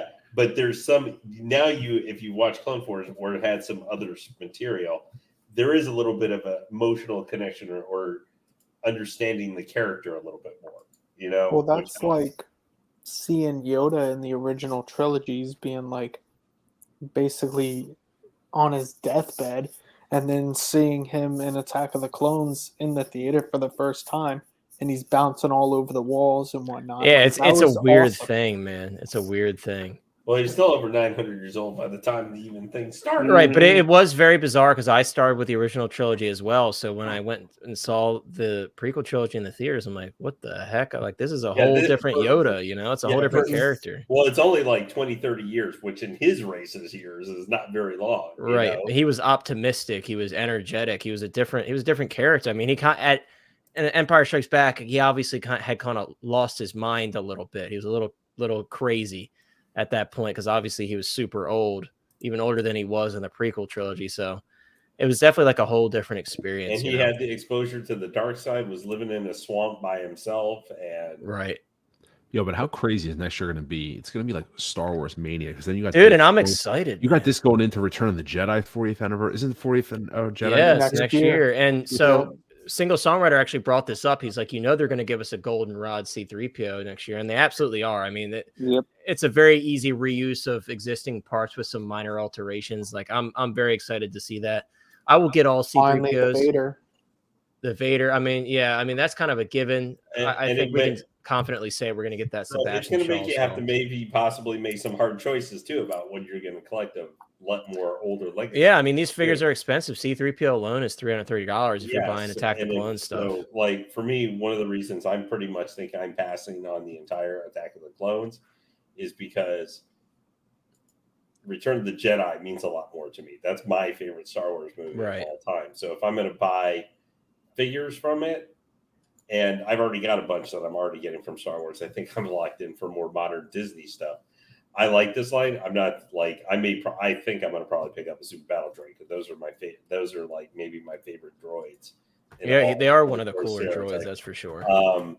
But it's like Padme and Anakin. Like I think it's cool, but I've got a Clone Wars Anakin that I'm already like.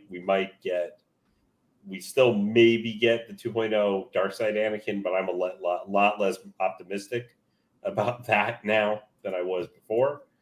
But I think like one maybe not worth passing up is going to be this like R2-D2 because this one, even though he's a little dirtier maybe because he's running around, it's him after running around. He could be used as like a Dagobah R2 as well.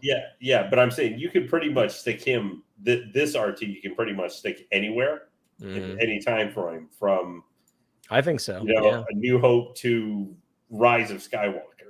And you could stick him in any one of those. Yeah, I agree. He's very versatile, and he comes with a lot of accessories too, which is really I'm just excited for those booster effects, dude. That's the main reason I want this one. I mean, I have the original trilogy deluxe R2-D2, or just known as the R2-D2 deluxe, but it's an original trilogy version. So he comes with the Death Star plans. He comes with all these different cutters and tools, like this one includes. But he also has the Princess Leia hologram. So that's why I had to hunt that one down. And obviously that was before this one was announced, but those rocket thrusters are hilarious. And the fact that he could drag C-3PO's head behind him is also really cool. Does it feel like this R2-D2 may have been just kind of lost in the weeds, forgotten about a little bit almost, Steven? I mean, look at like Ryan said. I mean, this one's got a limit of 6, whereas the other ones have a limit of 3. So it's like surprising. Even the Attack of the Clones line has been like a loss in the mist recently just because of so much other stuff. Yeah, for sure. And OG, I still think for me, it depends on really where your mindset is. For me, I still think the R2 Deluxe is the ultimate R2. But again, if you're looking at reasoning for having them in your display, having the rocket boosters and such for a prequel display is really, really cool. Because obviously, like he did a lot of, and especially now that we're getting the Super Battle Droid. I don't know if you guys remember, but in episode 3, he set the Super Battle Droids on fire, right? I was just about to say that, like prequel R2 was a badass. And he was awesome. This one, Ian, what's up, man? This one can also go, even if you're not collecting older, like you're not a original trilogy, I think, easily goes into a Mando. Can fit into that's what Single Songwriter was just saying. Yeah, he could fit really. I mean, like you said, this R2 really fit with basically anything because he is kind of just dirty. He's not a super clean one or anything. He's in lots of dirty planets and doing other stuff, so you can easily move comes him with out and know stuff. I think for 370 it's very fair. 270. 270. Sorry, yeah, you're right. 270. I'm like, wait, what? Yeah. But I also love this little stand so you can have them fly. I mean, it's clever and it really does come with everything. Looks like the mini-me cousin of the Hydra Stomper one. Right. Next, guys, I'm just kind of going through these quick because we're about to move into the phase 2 stuff. Another one that a lot of people are probably going to be buying a lot of is just the standard clone trooper. Just the standard clone trooper that comes with both the phase 1 and the phase 2 helmet. This is obviously down to 3 as well. Right. So this one is on 3 as well. So keep an eye out. This is definitely a big army builder because this one's like perfect for customs. People are going to buy this one and make customs or just kind of have a clone army with these kind of standard troopers in their collection. So keep an eye on this one. Me personally, I'll probably end up grabbing 1 or 2 of these max. I don't need a bunch of these because I'd prefer like 501st Battalion, 212th whenever they come out with those. But it'll be nice to at least have one of these to symbolize just the kind of like the standard clone that's not attached to any battalion. Superman R2, he just needs the cape. That's all he needs. Well, he would go right next to Mary Poppins Leia. Yeah, that's true. He would fit perfectly with her. I would never buy that figure though. I don't like that look for Leia. I really don't. I'll take a Cleveland R2. Hey, real quick on the clone trooper. About a month ago on my order, they updated it to where I can change between UPS and FedEx for shipping. And we all know. And edit box preference is also on there. So he's probably soon. And remember what happened with the 501st and the 501st Deluxe? Those got pushed way early as well. So it wouldn't surprise me. I mean, that one's just a very basic clone trooper. It's all white. So, yeah, I mean, that's a good sign. I mean, typically when that happens, that does mean that the release is evident. Give us Jesse first, please, before you put out. I'm right there with you, Lane, because now I got these new shelves. I'm not playing around with my 501st display. I need that Jesse, dude, and I haven't paid off. So, trust me, HG, they're gonna kill all of us, man. There's a lot of stuff coming out. I don't have any of the Attack the Clone stuff on pre-order, but I'm with Ryan. I'm about to pre-order C-3PO. I think 2023 is going to be a sting. much longer year. The second half of it. Damn, you know what? We're going to go January 22nd is going to hit. And then we're not going to see anything for 2 to 3 months. Yeah, I mean, once they kind of expel all of their resources with all these early releases and getting these figures out on time, it's going to be a little bit of a drought, which will be a good thing. We need a little break every once in a while. People don't like the quiet, but once you realize how much money you're going to have to shut, exactly, you're gonna like it a lot. The Clone Pilot, this is the last one. I'm really excited for this figure. I absolutely love the helmet on this one, especially the phase 2. I also really love kind of the weathering effects all along the armor here. I think it looks absolutely awesome. There's that phase 1 trooper that Sean was the commander. I know Sean's really hoping to see that one. But yeah, this is a really cool figure, guys. We got some really solid stuff from the first phase, but phase 2 it's definitely going to be more glorious in my opinion. So guys, let's talk about phase 2.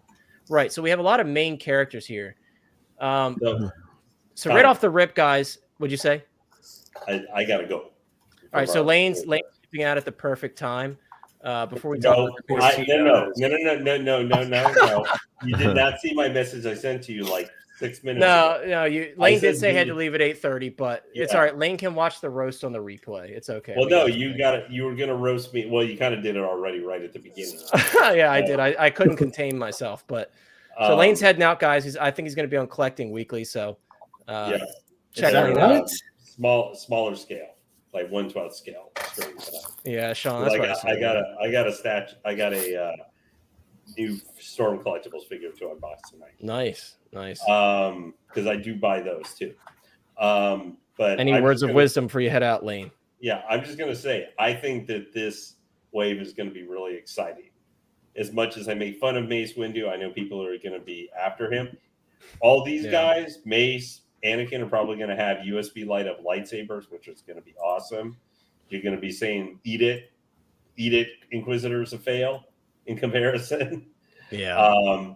The Padme should be good.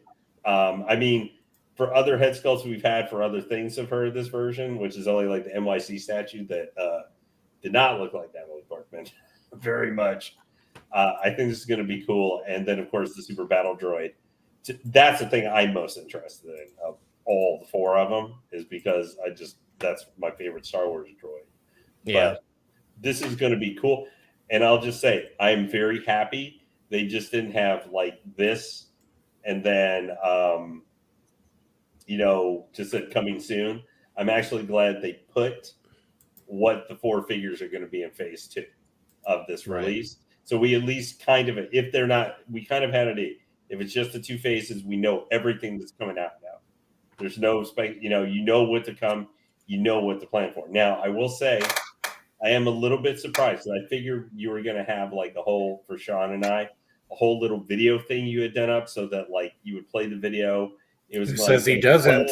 No, it didn't. It didn't make it in time. The production team didn't have time. I thought he was going to have this like rise up slowly, while like 2001: A Space Odyssey as it like rose up. That's next week. And closed in very, very tight. I'll get you. Don't worry, Lane. I'll have that video prepared for the release. It's like the crescendo at the end of the famous song from 2001: A Space Odyssey, right before we cut to his smiley face saying, "And so, what about that Mace Windu in 2025?" I thought he was going to have something preset for that. No, like I said, the production team. You know what's funny though is wait until for 2 years and they do come out with the Mace Windu. We already discussed this, but I got something for that. You would still be right. I got something for that. All right, I will catch everybody later. All right, Lane, take care. Remember to hit subscribe if you're not. Hit the like, and guys, this is what y'all been waiting for. This is going to be the super fun part. Yes, it is. Later, discussion. Take care, everybody. Hey, guys, panel. You guys all have a good night as well. You too as well, man. You too. Later. Later, cigar. Good evening, Diablo. Good to see you, man. So Lane kind of segued us into it. So guys, after all this time of Sean, I think Sean and Lane were going on with this blasphemy about Mace Windu. We were thinking back, I think it was like episode 6. Yeah, boy, Sean, you better keep your camera off, boy. You better keep that camera off. You better keep your camera off. Since episode 6 of Hot Toys Hotline Live. We're now on 30. So I put up with this for all this time. And guess what? It paid off, boy, because we're getting Mace Windu. We're getting Mace Windu. Sounds like you're about to do this Beauty and the Beast song. I told him. I should have prepared. I should have had it ready. I told him, guys. We kept the faith. Where's Thick Bantha Boy? Where are you at? Because you were with me the whole time. Cigars. Hey, everybody needs to realize he's going off of a poster. And guess what? That poster says coming soon, guys. We know how to read here on Hot Toys Hotline. We are getting Mace Windu, baby. Yeah, we don't know how to zoom, but we know how to read. Attack of the Clones. Exactly. Yeah, so let's see. They also said the second wave was coming back in May. Oh, guess what? They didn't say when. Now we get this picture, and it's they didn't December. say when. We still got the Batman Wave 2 coming. Phase 2 was coming. That's all. Yeah, and they didn't say when Mace Windu's coming in either. But I did. That's you all did. that matters, baby. I'm the Mace Windu man. That's what they call me. But guys, all jokes aside. No, they really don't, dude. Yeah, all jokes aside, I'm glad that we were right about Mace Windu because let me scroll down here. I'm kind of covering it as we're debating here about Mace Windu. So obviously we see a photo here of the Attack the Clones Anakin alongside the Attack of the Clones Padme. But below that, you can see down towards the bottom, it says coming soon, Mace Windu, Anakin Skywalker, Padme Amidala, and the Super Battle Droid. Notice Mace Windu was first. Right. So notice the most important figure of this lineup here, Mace Windu, is first in the lineup. Padme is very important. I won't take anything, guys. You know, Anakin Skywalker is my favorite character in Star Wars. For me. So this one's very exciting, but I can't get more excited about Anakin when I already have 2 Anakins, you know? I have to give it to Mace Windu because I've been wanting that figure for so long. And like you guys know, we had the running meme on this channel about Mace Windu, and it's finally coming to fruition. That shows, guys, sometimes if it makes sense to you, sometimes you got to keep the faith. It doesn't always happen. You can't keep the faith on everything because some stuff is just not going to happen. But this one just made a lot of sense to me. You know, this one just all the boxes were being checked, and I was like, I just think it's going to happen. So, with all joking aside, I really did have faith in this figure because of everything that surrounds it. It's the 20th anniversary. And same, guys, I was the same way about Bespin Luke. You don't know how many people on the Discord and Facebook and stuff were telling me Bespin Luke's not going to happen. And I still had faith in that figure, and we got Bespin Luke. So there are certain figures that just make sense, you know? So yes, I'm very, very excited for Mace Windu. And I know a lot of you guys who are Star Wars fans are you can even see me here, guys. This is me. I'm featured here officially on the Hot Toys comment section. Even Monica is in everybody. Nate is in the Hot Toys comments. You can see how many people are excited for Mace Windu. But guys, I know I'm a massive dork because when I woke up to this morning, it just made my day. Like I had a great day today because all I could think about was not only Mace Windu, but all of these figures. Because again, this is like my bread and butter, like the prequels. This is very important to me. So like I was telling Ryan, I'm like, dude, I feel like such a dork, but this made my day. Like it really did. Like I'm so excited for these. And I did tell you guys when we got Mace Windu, I would day one pre-order, and I think I'm probably going to day one pre-order all of them other than the Super Battle Droid because Padme is another one, guys. But we're just going to kind of talk about all of them now. Let's first talk about in depth, at least what we see on screen here. And Oilers that was actually on Geeking Out earlier, and I agree with Oilers, I think, because Nate had a photo where they kind of changed the light balance and you could see the face sculpts. I don't think these are the actual head sculpts of the figures. I really don't. I think these are like stand-ins, just as kind of like a teaser to give us before they finalize the head sculpt for the prototype.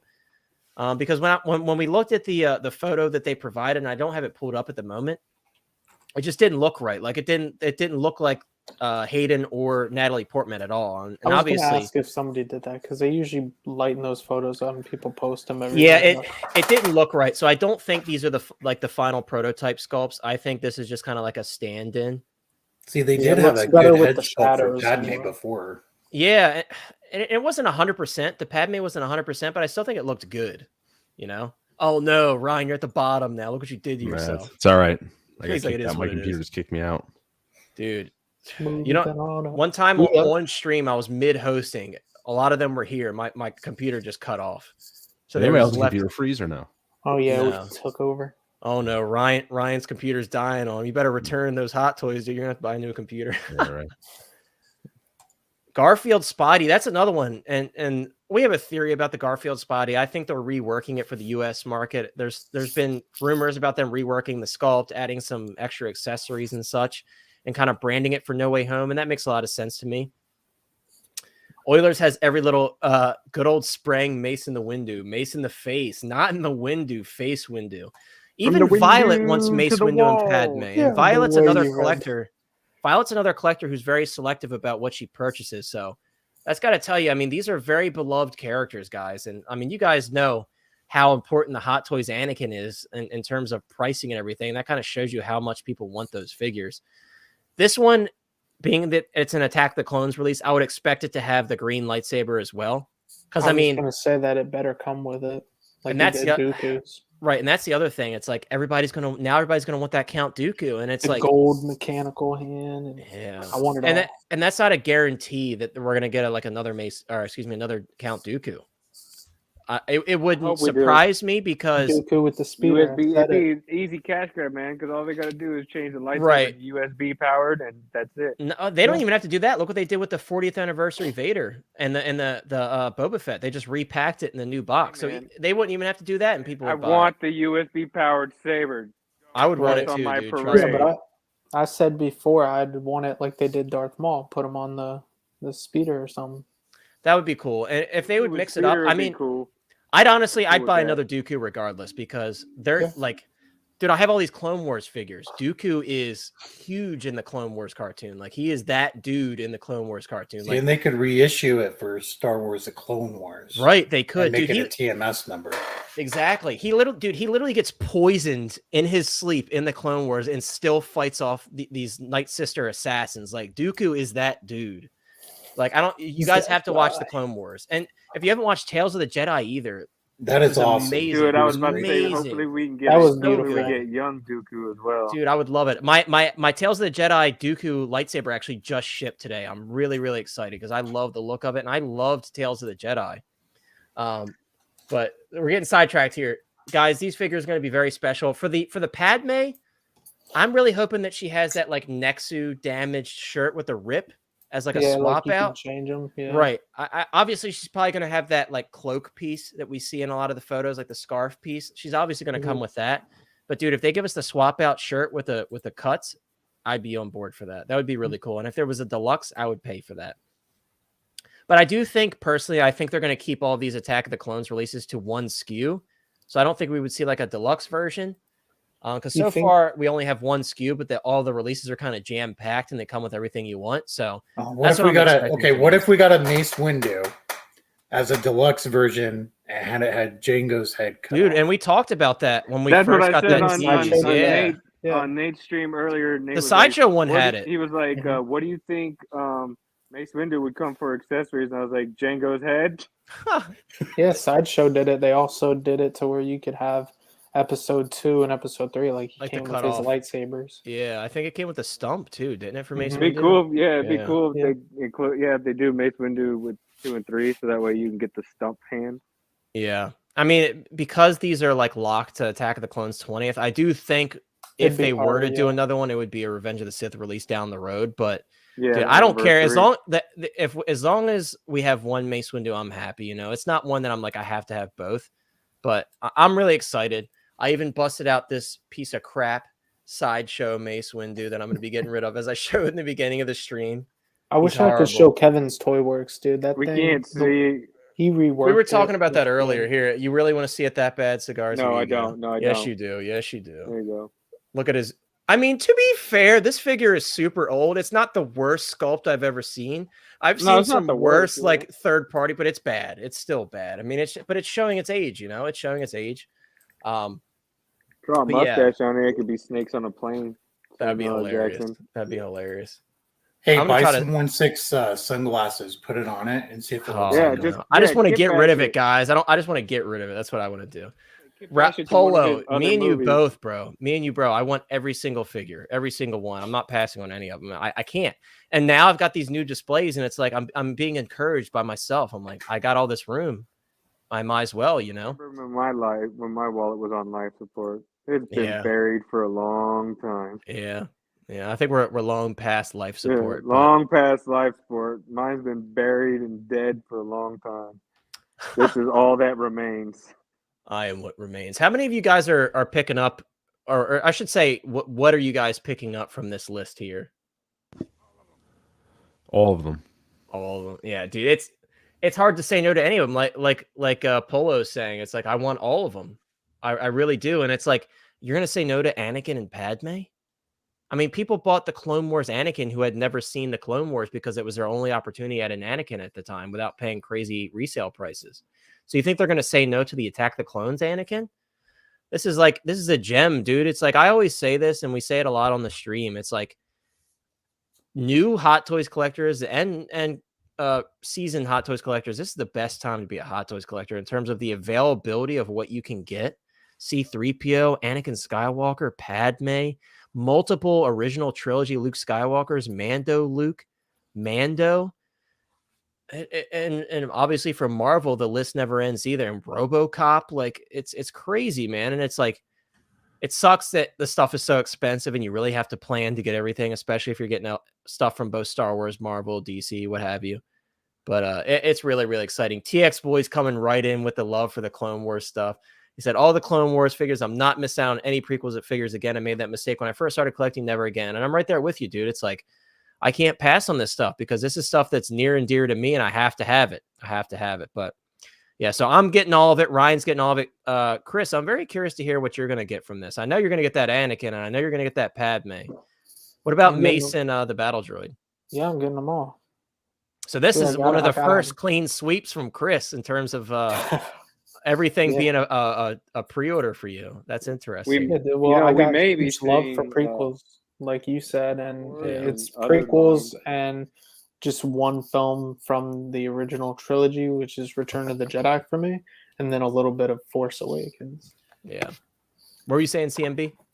Start to see more Star Wars and then other movie licenses because with Marvel Yeah, saying we're that back. they're gonna Okay. they're no gonna problem, slow Sean. down with phase 5 and 6 because of what happened with phase 4 that they're gonna choose quality over quantity. Yeah. So with good that, move. like with them slowing down, Yeah. and then obviously the issue with DC, we're probably gonna see a lot more like comic iterations, other movie franchises, and more Star Wars, which I'm cool with. I'm I think cool a with it lot too, of people dude. are. I think a lot of people are getting burnt out on the MCU. Yeah. I think they are. Phase 4 obviously didn't perform very well and it didn't sit well with a lot of fans. So That just means the ones I want will probably resell for a good price. So I'm hoping that Possibly. they do, dabble in with more of the comic runs because I mean they've been doing pretty well with it. Yeah. Boba Fett Arena being their first iteration of Star Wars comics. Dude, that's such a beautiful figure and so well executed and such a good choice. And for me, I'm really hoping for that prototype Boba Fett, honestly, because that's going to be such a good pairing. And you guys know I have all the Hot Toys Vader, 60. Jedi Prototype Vader. or like redeemed Vader. It'd be amazing, Redemption dude. Vader. And that's pulled right out of the comics. And also like a lot of opportunities for Luke Skywalker from the comics. There's a lot of ways they could run with that. Get the redo one where Luke had the yellow jacket and brown pants. Yeah, we could. From the comics. I hope these two, Padme and Anakin, come with the cuffs and stuff too. Yeah, I think they'd probably do that standard backdrop too, like you put in the back of the box, and it'd be like the background of Geonosis or something. Yeah, like the sand and the dust. Yeah, that'd be really cool. I am very confident in the accessories on these, just because all of the Attack of the Clones releases so far have had everything that I wanted. Yeah, especially with that C-3PO head being with the droid and the R2, and R2 has the rocket boosters. Like, I'm very confident that Anakin's going to have that arm. He's going to have multiple USB lightsabers. It's going to be great, dude. And like I said, if we get another Dooku, I'll be stoked, because then I can have a Dooku in my Revenge of the Sith display with Grievous and everybody, and then I can have a Dooku in my Attack of the Clones display. Just that Geonosis and battle was fire. That was like my favorite part of the film. And that's all the Jedi that's what makes Mace Windu so interesting, because that is the sole reason why Mace Windu had a purple lightsaber, because Samuel L. Jackson was like, I want to stand out in this battle. Do you think I could have a purple lightsaber? Like, he's like, have Jedis had purple lightsabers before? And there's a video of it. And George Lucas he's like, you might get a purple lightsaber. Yeah. He was like, what color do you have in mind? Yeah, he's like, you might get a purple lightsaber. He said purple. He's like, I think we can make that happen. Yeah, that's why he wanted the purple lightsaber, though. He wanted to stand out in that Geonosis fight scene, and he absolutely did. He really did. And obviously, Mace Windu kind of kicked ass. I like how they extended it in the universe on the reason why he had a purple saber, and it was punishment for trying to learn the powers of the dark side to bring his wife back. Yeah, that was really cool. Punishment from the Jedi Council, he had to rock the purple saber, so all Jedi would know that he messed around with the dark side. Mm-hmm. Yeah, dude. TX boy, the Sinister Six display is something I'm really excited about. We just got to get that Hot Toys Vulture, dude. Got to get that Hot Toys Vulture, and then I'm good to go. I'm in terms of like Lizard and everybody else, I'm gonna get those display bases from Hot Toys once they actually release the final one with Andrew. But the rest of them, I have all the figures on pre-order. Electro. I'm gonna be grabbing Venom too. I'm gonna get Venom and Carnage, but I'm really excited, dude. I'm really excited. Original Avengers and the Sinister Six. That's all I get. It's gonna be cool, man. But yeah, guys, that's really all we have to go off of right now for the Attack of the Clones Wave 2. Very, very exciting, and it does say coming soon, and I believe that we will probably see it either tomorrow.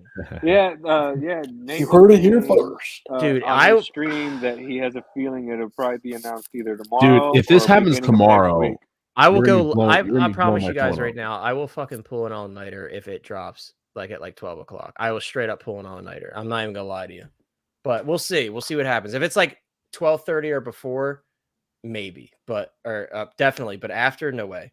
But yeah, so we'll see what happens. Let's get into another interesting thing that happened today. A lot of weird stuff has been happening this past week. A lot of random releases, but also weird stuff happening. Yeah, guys. So the 1984 original Ghostbusters Blitzway vehicle went back up well, it was pre-order this morning. Now it says add to cart. Oh no, excuse me. It says add to cart and pre-order above. So it was add to cart on Spec Fiction. Buy it now. That one's already gone. That one's already gone, and now it's bought it on Spec Fiction. Right. So now it's available only on Big Bad Toy Store and one other store, which we're not sure which one it is. It looks like there are 7 left. I think the last we looked earlier today, there was like 10 to 12, right? They originally started with? Yeah, it started with 12. 12. But guys, to me, this is so we actually have confirmation. Oilers apparently called in to, I believe, Big Bad Toy Store and confirmed with them that this was a restock directly from Blitzway. It was basically a warehouse find. Big Bad obviously got way more than Spec Fiction did, but the price is unacceptable in my Some opinion. warehouse find. Right? Yeah, to find Well, 12 Big of them. Bad. Okay, this is what Oilers was told by why Big Bad Toy Stores raising the price that way. They raised the price like this to keep resellers from buying all like 9 of them, flipping them later. So what they did was they raised the prices according to Big Bad Toy Store. They raised the prices so that way it would dissuade them from wanting to do it, and then it would give real collectors the chance to actually. That sounds get like the an vehicle. excuse. Yeah, well, you just turn. Sounds like that sounds like an excuse. To me, that's what I said. Because I said that Yeah. like it sounds more like to me that they just want you to cover the shipping because they're having to pay for the boat from Korea straight to the States. That's an excuse. The price is unacceptable. Yeah, And I my theory believe that was when the right shit because, turns purple, you know, smells like orange When it first sherbet. came out, and everybody was like, "Oh my god, it's a reissue! It's a reissue!" I kept saying, "It's not a reissue. It's more than likely a restock. They probably found it in a warehouse somewhere, sitting in the corner." And I was right. I was wrong because I thought it was probably the distributor's warehouse for Big Bad Toy Stores and whatnot. But with Oilers calling, he said Blitzway found it in their warehouse in Korea. Why couldn't they find the figures, man? I mean, that to me, it's like that's cool and all, but I'm not going to pay over 3,000. The original was what, like 1350, 1390. It was 1390. It was 13, so it was very cheap compared to this one. It was 1390 for the original, 1380 or 1390, something like right. that. But and then the new one's like much is that 17. new one now? and then you want to charge almost $3,000, and to me, it's just like it's been sitting in that warehouse for years, just sitting. You don't know if it's damaged. You don't know if maybe something got in there and caused it to rot. Right, or if the electronics work, or if bugs got in the You're box. going to end up finding out last minute when it shows up. And guess what? When it shows up, it's not like you can hit them up and say, "Hey, can I get a replacement?" No, this is all we got left. Take a refund or keep the product. That's all you're going to be stuck with. Right, and you're looking at the original price here, $13.90. Obviously, being that the afterlife is $1,800 something, you would expect it would be inflated, but $3,000, guys, that's about 10 Hot Toys figures. And obviously, if they're a bit cheaper, or 3 Art Joker 2-packs, or like Ian is saying, 2 Jazz Inc. Batmobiles. I don't know if I would buy those, and but this is yeah, what I tell people: because Afterlife 2 has already been given a go, and we know at the end of Afterlife, Ernie Hudson basically told the Ecto-1, "Don't worry, girl, we're gonna get you." I can't remember exact words, but basically get you all cleaned up. We're gonna get you all cleaned up. Yeah.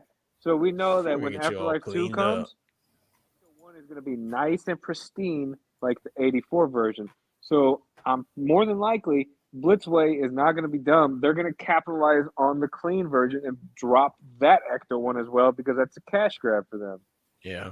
So if you want the clean version, just wait for Afterlife 2 and then Blitzway to make its announcement for the next Ecto-1, because then you'll have the dirty beat-up one from Afterlife, and then you have the clean one from Afterlife 2. But, I mean, you could still get the '84 Ghostbusters later and put them next to the clean one, and nobody would know the difference. Yeah, don't spend $3,000 on this, guys. Yeah, That's and that excuse from them saying like, we wanted real collectors to get them. Well, you just, like Ryan was saying, you just screwed real collectors, because a real collector is not going to pay $3,000 for that when they know they're getting ripped off. Because honestly, I did a quick search on eBay. There's some that are listed at around $3,000. So exactly, yeah, you're not doing anybody a favor by raising it more than double the original price. You're not doing anybody a favor. Because if those were bro, I tell you what, if those were $1,380, I would have bought one. But not for $3,000. No way, no how. If they would have found them and been like, "Yo, we're selling them for retail," I would have been like, "Cool, let's do it." But when you say $3,000, no thanks. Yeah, TX boy, that's what I'm saying, man. I love buying from Big Bad, but that kind of rubbed me the wrong way. I mean, you're not helping anybody out with that whatsoever. No, they raised the price because you're paying them back for what they're paying for the damn boat to come back to the States. And then you got to give them another $4. Which they built that into the price of shipping already, so it makes you sound like you're saving something. If you think about it, they ordered like 12 of them, right? The only people that are going to buy this are the people that, because I have my own personal opinion. I don't like I think we talked about this in the chat. I understand why they changed the car for the Afterlife version, because they just want to do something different. Just like the Proton packs are different. Technically, all the equipment is different. I get that. I just don't personally like that because that's not the car I grew up with. So I prefer the original. And I think there's some people that no doubt are buying the Afterlife just because they thought, well, this is what I'm going to get. Right. It's This is what I'm Ecto. stuck with. I'm going I'd to get rather this. have. And I honestly think the only people that bought this are those who are like, wait a minute, I got a chance to get the OG. I'm going to get it regardless. And I just can't believe it. And that confused me because, like I said, you can go on eBay and they're around this price, some of them. And it's like, well, why people jump are probably on also this? thinking like, oh, I'm going to pay $3,000, but it's going to be mint. But you're also not thinking, like you said, what if the electronics are busted? What if the paint? What if it's yellowed? What if it's the rubber tires? And for $3,000, what I if a want it to mama be rat pristine. got in a box and then gave birth to a bunch of damn babies in the back of the Ecto-1? Right. Anything could have happened. Matt, my dogs would have something to chase for a couple hours. That's what'll happen. There you go. Yeah, Matt, but by the time that box shows up to your house, mama and baby rats are all dead. What's that smell? That's gross. Oh man, so they're taking that shit away from me too? Hey, something's wrong with this Ecto-1. It came with a bunch of skeletons. I don't know. Did anybody else's come that way? It's the special edition. Hey, did anyone else rats make it or not? Matt, to answer your question, so the interesting thing about Jedi Fallen Order, the original game, is the projections for how that game was going to do in terms of sales and popularity were very low, and that game blew away expectations. I and love that sold game. Way, it was fantastic. Games. It was absolutely fantastic, and it blew away their expectations in terms of sales. It sold like triple what they originally were expecting, I believe. So I think this time around, and we're already starting to see it, like with Star Wars Vintage Collection, the Black Series, all these different other toy lines. They're already releasing a bunch of Jedi Survivor figures and stuff. So I do think it's very, very possible to see a Cal Kestis figure, especially because we did already get a BD droid. Yep. We already did get a BD droid. So I think it's very possible. I really do. I think it'd be cool. I hope we get a Cal Kestis, man. I mean, because Hot Toys has done video game lines before. So I don't see why they wouldn't. They're gonna. I think they're gonna see. I mean, they know the popularity of Fallen Order, and with Part 2 coming, and if Part 2 hits just like Part 1, I'll positively. I'm not gonna say 100%, but I'm positively thinking that we'll see a Cal Kestis figure.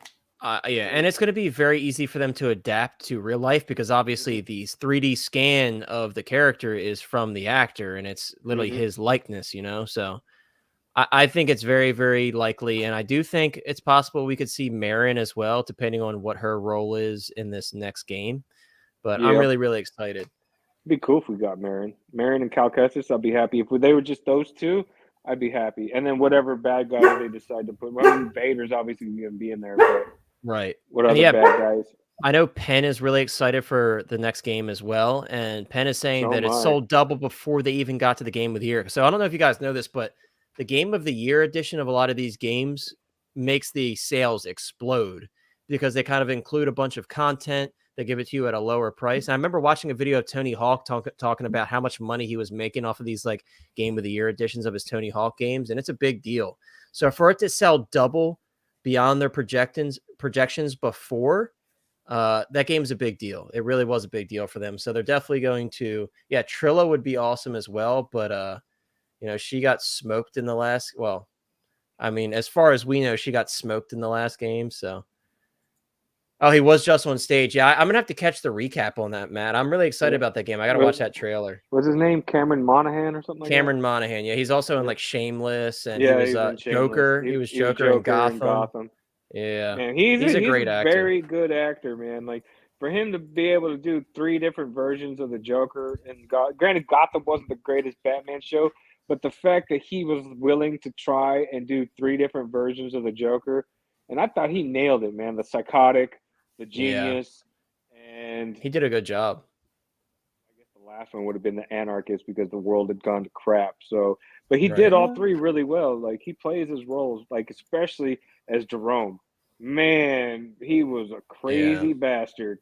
Yeah, Jerome was awesome. Yeah, he was. But I like how they did the whole cutting the face off, like in the comics. Yeah, that was brutal, man. In the show. And then, like when he's fixing his face after Bruce beat the crap out of him, and you can see his face starting to fall off. I also loved the actor for Jim Gordon in Gotham. I think he did a great job. I forgot that actor's name, but I Dude think he from did really Orange good. County. Yeah, I forgot his name, but he did a great job as well. And he was married to what's her name in the movie too, or in the show also. I know who you're The talking nurse about. chick. Right. Yeah, the one that was in Stargate SG-1 and Yeah. Homeland. and Deadpool. Yeah. Yep. So guys, back to the figure topic. We actually we have an early release date, it looks like, for the Iron Man Mark 1. So this figure got moved up quite a bit. So it's now projected to release January or February of next year, which is right around the corner, guys. Oh crap! I gotta get one for my Yeah. son. So you This is yeah, one you that he guys wants. know this is one that I was really upset that I missed the exclusive for the longest time because I wasn't collecting Marvel when this first went up. And thankfully I was able to get one on a waitlist conversion, so I do have the exclusive one pre-order, but I've only made one payment on it. My second one comes out this month, so it sucks this got pushed up because I probably won't be getting it when it comes out, just because I'd rather prioritize the DeLorean. You could get an email alert though from Sideshow saying, Where they're like, hey, you want to this pay it off arrived early. earlier. Yeah. That could come too. Because I haven't gotten that in a while, but I have received that before. Like I got it for like the artillery trooper, and I think I got it for Bo-Katan. Wait, you did a payment plan on the artillery trooper? Yeah, I do everything on a payment plan. I'm not pressed to get okay. everything like when a rate goes up, unless it's something really special. I usually put everything on a payment plan. Okay. Unless it's like a special deal where they make you pay it outright. But yeah, so the Mark 1's coming early, guys. So watch those payment plans. And if you want it to arrive right when it ships and you're still on a payment plan, you can also go on Sideshow and change your payment plan to a single payment. And that way you'll get it right when it releases. So just keep that in mind. Another exciting thing, guys, that might have kind of flown under the radar with all this other stuff going on. If you're a fan of Game of Thrones, we actually did get some new teases for Game of Thrones figures from 3-0. Very interesting, but some very good ones indeed. Mm-hmm. Nice. So yeah, Tom Cruise, you got it the same way as I. I think you commented earlier, and I meant to address your comment. I'm sorry I missed it, but yeah, that's how I got my Mark 1 as well. So yeah, guys, we did get some new teases for Game of Thrones. I just wanted to touch on these briefly because we don't have full product shots yet, but we got the Mountain from season 7. So this is the Mountain after he got poisoned by Oberyn. The best version of the Mountain, in my opinion. There is a season 7 Hound coming out as well. So this is going to be an amazing companion piece for this piece. We did get the season 7 Daenerys, which in my opinion, this is her best outfit. I think this one looks decent. It's not perfect, but I definitely think this one is probably the strongest Daenerys so far in terms of what we've seen in the photo here. I think it's probably the best likeness and the best hairstyle. Yes, payment plans are my best friend as well. Let's see. Looking at Doc Ock, sold out at Big Bad Toys R Us, some others. My $20 coupon that expires on the 10th now currently doesn't work on them. Can only order 2. Ooh. Yeah, it's going down to the wire, man. It really is on that figure. It's going down to the wire. Thank God we got my Doc. Hey, I just got a shipping update for Din Djarin and the Mandalorian. I now have the option to do the double box, and I got both FedEx and UPS options. Is he going to make it before the end of the year? It sounds like it. That's interesting. I mean, I have that one paid off as well because I don't know if you guys remember last year there was a big scare. Hold on, Sean. Let me pull you up. Yeah, it's not showing up anyways. Wow, Sean. But no, yeah, I'm not surprised by that one. Also, guys, we got Khal Drogo. I think he looks pretty good. The only thing with Khal Drogo is we already saw a great Jason Momoa likeness with the Aquaman figure, so it kind of like dumbs this one down a bit. But I still think it's a really cool figure. I think the weakest of the 4 here is going to be this Khaleesi Daenerys with like the rags basically that she's wearing. It's not the best looking figure. Dish rag for her. Yeah, the head sculpt's pretty bad. It like the hair makes such a difference for the head sculpt, and I think that's why this one looks much better. Like Chris was saying, the InArt's going to be making a Daenerys whenever somewhere over the rainbow we'll see that. That's what I'm waiting for. That's what I'm gonna get. So I think the only one from this line is maybe the Hound, or I mean, getting the Hound. You got to get the Mount because InArt's the thing is. InArt's not going to make. They've already said that they're going to do like 1 or 2 figures from an IP and then move on. Yeah, which is fine with me because a lot of these you have to pick up from 3-0. Then I'm happy. But Khal Drogo, I'm going to get from this too. Nice, Elaine. I already have my Qui-Gon saber. Actually, Chris was over the other day and we were working on these shelves and he got to hold it. It's a Dude, hefty bastard, that's it's for a sure. It's mallet. very hefty, but You it's do awesome. It something. looks great. It looks really nice. It's just very hefty. It's a very heavy saber. It's like 2.5 pounds. My Dooku saber actually shipped today, my Jedi Dooku, so I'm very excited about that. Like, Yes, Ian, I'm shockingly glad you're heavy. picking up the mountain. Yeah, it is. 2.5 pounds for a saber is a lot. I'm very excited to get the mountain. The Hound is one of my favorite characters, and I would like to have him posed fighting the mountain. So I'm really glad that we finally get to see the mountain. We didn't see enough photos, unfortunately, but they're going to be revealed at an event in the States this weekend. So we'll see more footage of them and more angles this weekend. Another offering from 3.0 that was just shown. It looks absolutely incredible. If you guys are a Walking Dead fan, you're probably going to drool over this one. I don't collect Walking Dead, but I did watch the show. That sculpt is on point. Yeah, dude, this figure is perfect for the beautiful, governor. man. Beautiful, absolutely beautiful. Let me move us out of the way so you guys can get a full I need look. to start my Walking Dead collect because like the show ended, Right. so I need to Man, start. that sculpt is like. Yeah. That That's is him. the actor, man. That's it for real. Yeah, they It did good. looks so good, dude. And 3.0 has been getting better. Unfortunately, the Stranger Things line, they've kind of forgotten all of their techniques and stuff that they've learned It's over the years. usually hit or miss with them, but the Walking Dead and some of the Game of Some of the Thrones Game have of been Thrones pretty aren't good. great either, but for the most part, they're much Yeah. better than what I've seen. I mean, Mhm. granted, the Demogorgon from 3.0 is beautiful, but the Yeah. 11, and I just got my shipping notification for the Dustin. I know he's going to be very soft in the face and be lacking a lot of detail just because you could see it in the Their photos, first but- blood in Rambo 3 head sculpt was pretty damn good for Yeah, Stallone. I mean, 3.0 has capabilities of doing really good work, and they've shown that plenty of times. And this is an example right here. This figure is beautiful. The sculpt is basically spot on. I love the eye patch. I love that he has his like signature AUG here. The tailoring looks great. I love the veins and the paintwork on the hand. I think this is going to be a home run. And we've seen like recently, like the Sheriff Rick figure. That figure is great, and a lot of people have a lot of great things to say about it. So this is dope to me. This is really, really cool. I need a Herschel now. That's what I was saying. Like if we get Herschel, and I wonder if Governor's going to come with the katana. That would be like a That's sign what that I we're going was to get the saying, yeah. Herschel. Yeah, that would be really cool. But yeah, if you guys don't know, the Governor is probably one of the best villains in the whole series of the Walking Dead TV show, in my opinion. was Next to more Negan, brutal of in the course. comics. But Negan is my dude, he was favorite, brutal. Absolute. Yeah, in the comics, the Governor was way more brutal. yeah, but Oh, even he's like so, a PG version in the show compared. even to the so, comic. I still He's loved a him in the PG, show. yeah. I think he was awesome. This Yeah. is funny. This is my The friend. governor here was commenting killed off about, too soon, though. I don't know. didn't- I think they gave him enough. He was like pretty annoying for a while. You're like, all right, Yeah. is somebody going to get this dude or what? You know what I mean? So I Yeah. think they gave him enough of a run. For my personal, I think how opinion. they introduced him though was good, but I think if they kept that mentality of deceiving his own people while doing the other stuff for a longer period of time, would have made him Yeah, a but better look- villain. And Look that how scene of long him the show killing went in Herschel, dude. itself, like they'd already felt dragged on sometimes. So It was very dragged on. Yeah. yeah. But yeah. So guys, a lot of stuff from 3.0 this week. Also, let me see if I still have this pulled up. Let me see if I could bring this up here. So I had been discussing the Mike and Will figures from 3.0. Let me see if I could pull up the post that it was on. Hopefully, was it on here? Yeah, my friend. This is my friend. He's just commenting on every single post. Where's Stranger Things, Mike and Will?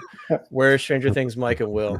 So this is what I'm about to say is regarding the Stranger Things, Mike and Will. You can see we're discussing here. I was saying that the Mike and Will were supposed to be shown in September. And here we have 3.0 responding to somebody on this thread saying coming soon. So for those of you that are waiting to see the reveal of the Stranger Things, Mike and Will, there you go. That's our information there from 3.0 directly. But guys, in terms of the information that we're sharing this week, that's it. We do have one final little fun thing to do. Surprise, we're doing a quick unboxing here. Ryan and I both are going to do a quick unboxing if Ryan's still game for it. I know I am because it's been Mine's like sitting next to already me. ready to go. I'm just gonna Yeah, show it. Ryan's got his ready to go. Guys, I gave you a little bit of a teaser. Mine's still in the box, but Ryan, while I'm pulling mine out, you can show yours off. No, very simple. I just got the Iron Man Mark III construction today, so I like. Dude, that looks so dope. I really do like this. My thoughts. I was going to do a video unboxing, but there's not much to do about it because it's pretty straightforward. My thoughts are I'm 50-50 on it. I mean, on it, it's a 2.0. I'm sorry, it's a reissue just to make some money real fast. You know, obviously, Hey, it I being actually Donnie had Cass the movie. original. Mhm. Hey, I had the original. It's not a reissue because the No, that's lights what I are a meant. lot stronger on it. Oh, you think the lights are? The other thing I thought about it though is that it also has, which I Yeah, like, the besides the lights. batteries. Did the original have a DC plug? I don't remember. I don't think so. Yeah, I like that this has a DC plug on it, so it can Wow, get Mr. plugged in. Original Doesn't don't know come me with it though, nothing. but it's a nice piece though. I like it. I'm not even gonna lie, like that looks like one of those pieces, you know, it's hard to tell on camera, but I'm sure in person, just by looking at that and having it next to you, it's one of those pieces you can look back on a display and you're like, I that's love like that. awesome quality. Yeah, pretty much. Yeah, Like, no, with it's really Hot nice. You Toys, know, like, you're honestly, like, if holy you're crap. it's hard. I mean, for me, I feel like, you know, I have the mech test paid off that's coming, and so I have a little. I'm not gonna go full Tony workshop, but like I do feel like if you're gonna have, it's a good companion piece. And also, I mean, I guess it's sitting on my desk the whole time, so almost like it'd be pretty cool plugged in, sitting on your desk. If you had Yeah. a desk, because I'm just Yeah, it's it's been here the like, whole time. But I mean, for me, I feel like it's more of a companion piece. It was an easy pickup. I think it was like under $200. But I got that in. I just have to put some batteries in it because it runs off AAA's. But I'm going to put the DC plug in it because I have the cabinets also. So I'm going to figure out a way to run the wires and have this one permanently plugged in all the time. And then I know the newer the new suits coming in have USB. At least the Mark One does. Yeah. So that's what I like about the custom shelves is that I can figure out how I want to run my wiring my way. And It's going to be a lot easier than prepared. DTOF. So I was thinking about that earlier. And Yeah, also, prepare I'm for going to USB. be right. I have I was telling you briefly, I have these wired AAA batteries that I can put into my Darkside Anakin base, my Palpatine throne. So I'm really excited to play around with those as well. It's going to be really cool. yeah, it's But one of yeah, those. Mark III construction, guys. It's a really cool piece, and like Ryan said, for under $200, it's a nice little background piece to throw in with like a Tony Stark workshop display. Especially if you get the mech test, Tony, it's like a match made in heaven, you know.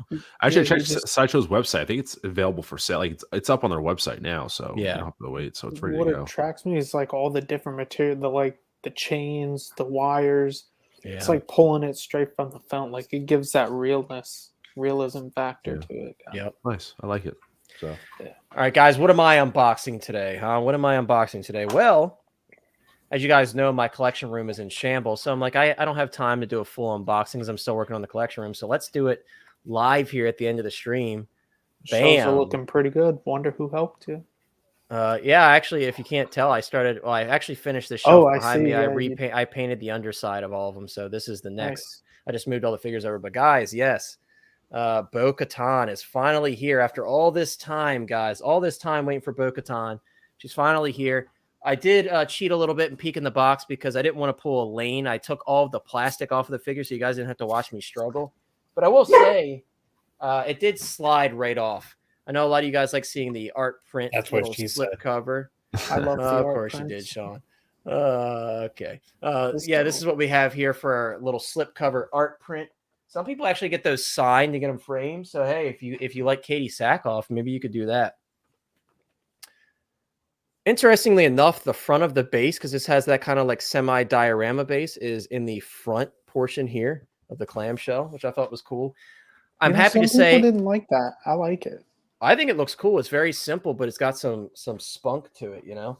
I will say I'm happy to report that the backdrop is actually the nice backdrop. So if you have the armor, that like thick material that the armor backdrop has, that's what that backdrop is. It's very nice quality. It's not like the Rogue One Vader. it's going to be a plutonium case, high grade quality cardboard. Yeah, exactly. Yep. So if you hate that plutonium case, guys, you might be a little disappointed with this. Yeah, but isn't the image terrible? It's like blurry.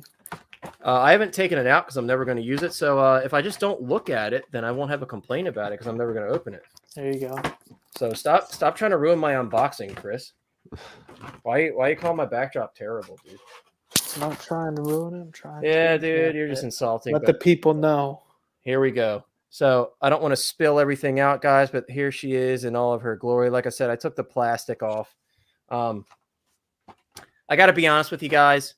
All that talk about the head sculpt was cheap because the head sculpt looks absolutely incredible. I'm very happy with the head sculpt in hand. I think they did kind of sculpt the chin a little bit better. And I'll kind of pull this up for you here. If it'll focus. Let me move my hands here. You can see they did a great job, guys. I think It they looks like her. I don't know. Yeah, what It looks like you're people are absolutely saying. 100%. they softened the chin. There's a better look at it, even down to like the little freckle that she has on her face. I think it looks incredible. And if I can get it a little bit closer, because of my lack of lighting right now, can't really see it, but there's some really nice detail on that headband as well, and it goes kind of behind the hair. I think this looks absolutely incredible. I'm really, really excited to throw this on the figure. Her pistols, you guys know the Mandalorian pistols. Not only do they sound cool, but they look cool. So let me see if I can get it to focus there. Yep, there we go. They look really cool, and there's some nice wood grain. Looks really, really good. These are beautiful. I'm really, really excited to have those. We have some spare hands. I'm not going to pull all those out because no one cares about hands. You do have the little like dagger that attaches to her gauntlet. I love that it includes that. So that's really cool. What else do we have here? There's a comm link. If you guys have seen like the A New Hope comm links, this is basically the same thing. Just kind of like the little original trilogy comm link. Again, sorry it's not focusing as well as it normally does. My lack of lighting is really showing right now. Does anybody ever use these? I know like Django included them and Mando came with this. Does anybody ever use these little like grappling hooks? Nope. I love that they include them, but it's just, I don't know. It takes up a lot of space too to display it like this. So I never really have thought about displaying it with that. Let's get this display base out of here because I know everybody's curious with that. And then we'll take a look at Bo. Let's see. Hey, do you remember in the last episode of season 2 of Mando, she did use that grapple hook and pulled the stormtrooper closer, and then Costco Reeves jumped up and kneed him in the face? Yeah, I do remember that. It's not coming off on camera because, again, sorry about the lack of light. You can kind of see it. Look at that shine. This paint is really, really cool. It's like it's supposed to replicate like that metal grate on the boat, and it looks really, really cool. Before. Right. This is basically that Death Star, the Bespin floor base. Oh, that's interesting. Look, guys, you see it here first. Look, my nameplate is actually sitting in the bottom of the box. That's because you can change it. So Whoa. people That's think they made a right. mistake.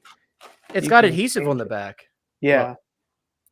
You can choose to put it on that base or on the diorama thing. Or Yeah, whatever. see, I haven't watched any videos. That's very, oh yeah, because the diorama has a slant on the front. See, if That's you very follow the cool. instructions, you have We don't known. use instructions around here, and I also didn't watch any reviews. So Yeah, Jenna There's thought a reason his why was they- missing in general. Thought it was a mistake, like the Batlalian 503. yeah, so you could see what he's talking about here. That's very interesting. I mean, I probably would just opt to not stick it on at all and just keep it blank, but it is cool that it includes that. This is a very like thin metal. It's crazy how thin this is.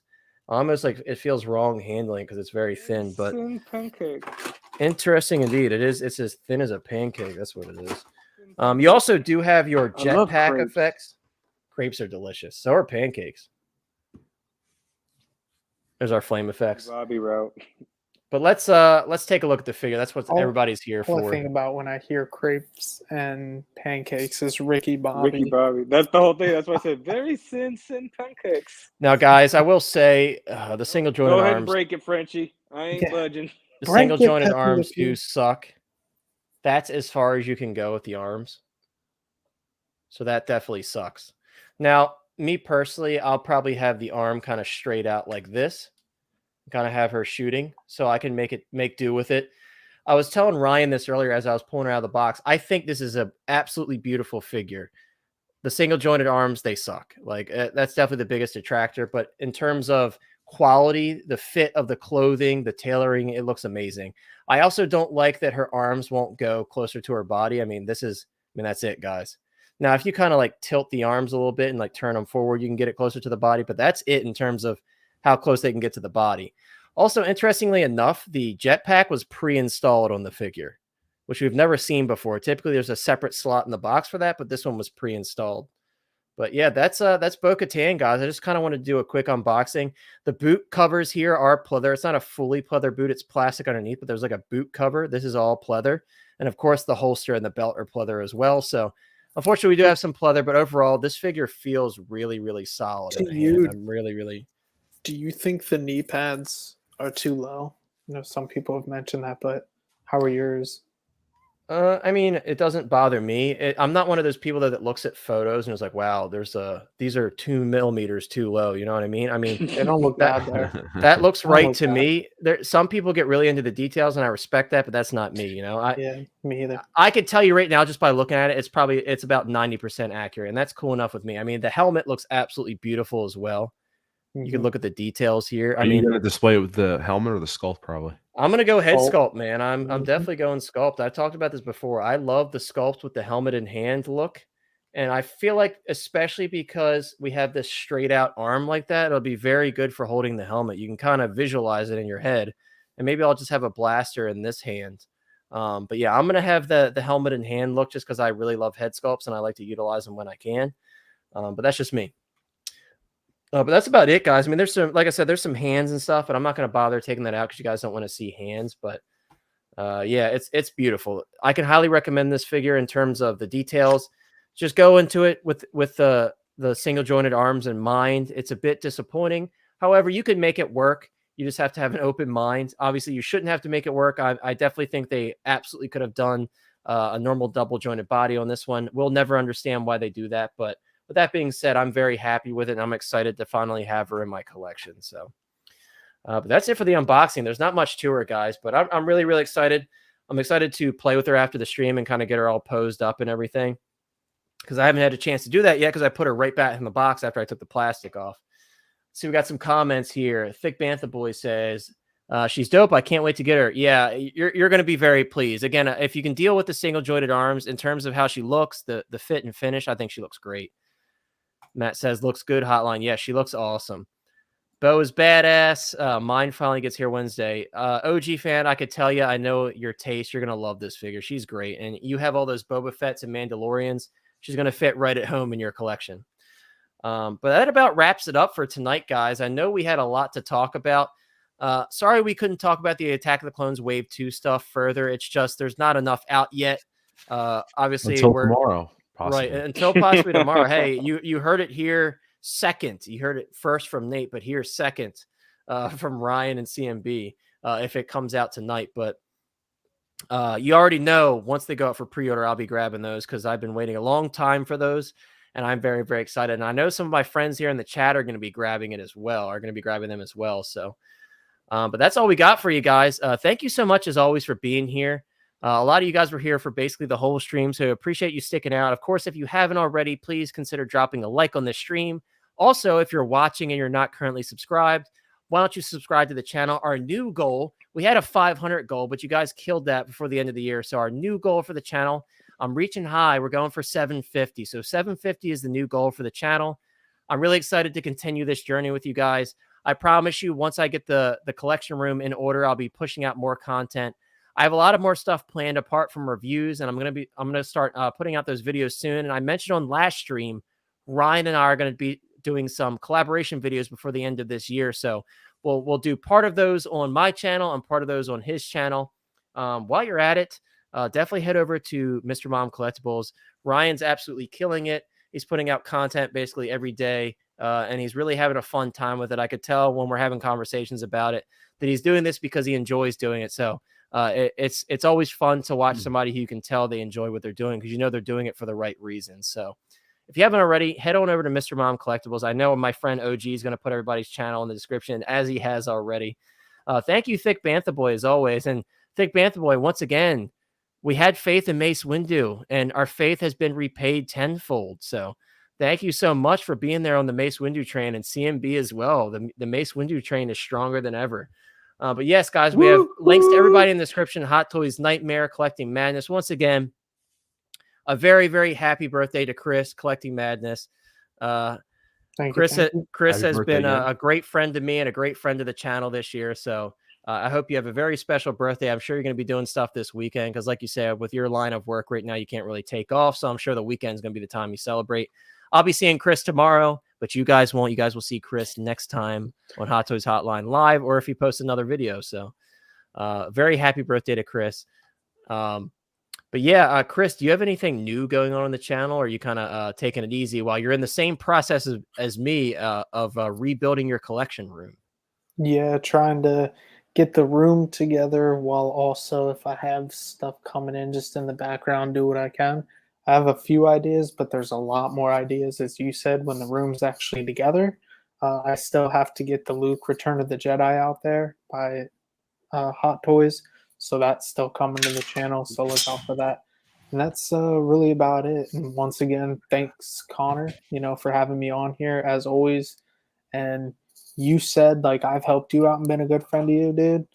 Literally, just in this hobby alone, you've helped me so much, and then giving me tips with my collection and stuff, dude. You're the real G hero. So I appreciate it, man.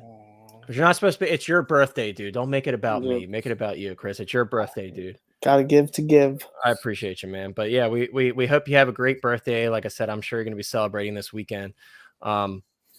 Again, Ryan, check out Mr. Mom Collectibles as my Bo-Katan's falling over on my arm. Ryan, do you have anything planned for the channel as of right now? Or are you still kind of working out what you're going to do next? Yeah, I'm trying to, as we talk, I'm trying to get my displays up and running. Yeah, so Ryan's in the same process. Yeah, I always forget we're all doing this at the same time. I made a video. I put a video up yesterday. I just want to give someone a shout out in the community. CRO Customs. If anyone's a John Wick fan, I know you saw the video. I have the John Wick Chapter 2 figure. CRO Customs makes, they've been out for a little bit, but I finally got my hands on it, the tactical belt that he makes, because John Wick comes with a crap ton of accessories, and I don't think it's properly displayed. And he's a character that really does actually carry everything on him. So, I mean, it's my John Wick that I have. I'm going to photograph the hell out of it this weekend, but he actually makes the tactical belt, as you can see here. These are the shotgun shell belt that he actually wore in John Wick 2. I'm gonna have to correct you. It's called a battle belt, not a tactical belt. Battle belt. I don't care. Anyway, it's still badass. And you can see behind, it comes with all the holsters that you actually put all of the weapons that come with the figure. So this thing is fully loaded as is. So he's carrying pretty much his whole arsenal on him. Like I said, Chris, CRO Customs, I made a review video of it because I really didn't see a lot of his stuff out there. It does display bases, dioramas, things like that. So I just want to give him a shout out because, like I said, it's he froze. Oh no, great work. Oh, no. I feel like third parties, get buy party stuff. There you go. You're freezing up. If you don't mind, how much did it run? That was, I want to say like 90. Not bad. I think I'm gonna definitely have to pick it up then. Yeah, it was around 90. Because I watched the video and I was like, I'm so tempted. I need to stop watching Mr. And he also built videos. Every time he puts a video up, I get tempted on buying something. I hope they do another one for this next film, dude, because I missed out on John. Need him. Big Johnny. So. Yeah, I have the first one. It's fantastic. Then Doc will be here next week, so I'll do a video on that. No big deal. Just talk around. Yeah, thank you so much for having me on the channel. I appreciate it as always. Good to have you, dude. It's good to have you, man, as always. And thank you for showing us your Mark III construction. I know I kind of put you on the spot with that earlier, but I'm like, I want to see what you got, dude. You got to show us. You got to show us your toys, man. That's the fun. Ready to go. Yeah. Yeah, but yeah, go check out everybody's channel. Also, Hot Toys Nightmare. Sean, you've been kind of quiet over on Hot Toys Nightmare. I know you got something cooking up. What do you got cooking up on Hot Toys Nightmare, Sean? I haven't had anything come in until today. I got Bo-Katan. Oh, so you got your base. Yeah, so she finally showed up. The last thing I had was Vaughn, and I made that video. Right. Let's see, Doc should be here either Saturday or Monday. Oh, you got your and I've been avoiding everyone's reviews so I can do my own. I've heard all the complaining and everything about it, so I'm trying to avoid all that stuff. So we talked about him earlier. Yeah, I wasn't on at that time, so yeah, so you missed out on that, but that's okay. Yeah, that's good. I want to express my disappointment or if I'm satisfied or not. Yeah, I feel you. Well, yeah, guys, check out Hot Toys Nightmare. Sean's going to be getting his Bo-Katan soon, and I'm interested to hear your thoughts on it. Like I just opened mine, and I've kind of formed my own opinion on it because I haven't really watched any reviews apart from like the first look that we got from Sideshow. So yeah, and then I'm I don't know. I kind of like they've had a lot of releases, but has anyone got a shipping notice for the mech test Tony Stark yet? No, I'm waiting on myself. I don't have that one ordered. I haven't been charged my shipping fee yet. I think I still owe them like $18 for shipping. Yeah, because like I I've paid down to like where I have like $20.30 left on it, and nothing on that. I was really hoping I And got there's that no, with like, construction. Yeah. Yeah, I'm hoping for that. I mean, there's so much stuff that's coming out right now too. Like if There's we a look lot at the coming numbers out. here real quick. Yeah. Because I mean, the numbers are up now since the last time you told us that they set a record. Because we got some more emails, so I'm interested to hear what they're Yeah, at I can now. give you those numbers too. I'm pulling it up right now. Let's hear it, Sean. Let's hear it. I'm waiting for it to load up. We up. We up.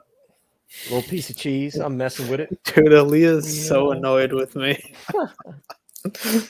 Everybody in chat, have you seen that video of like the dude pretending to be a rat? And he's like, oh, he's like, Little oh piece of boy, cheese. leaving food out. He's talking I'm about like the messing with chef. It's so funny, dude. And me and Chris we couldn't stop watching it the other day when he was at my house. Just laughing at it.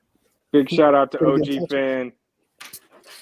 OG fan's the man, dude. Big shout out for that for shouting me out for catching my Hell yeah, we antics got to shout over everybody at out. Geeking Out. Yeah, shout out to the whole chat.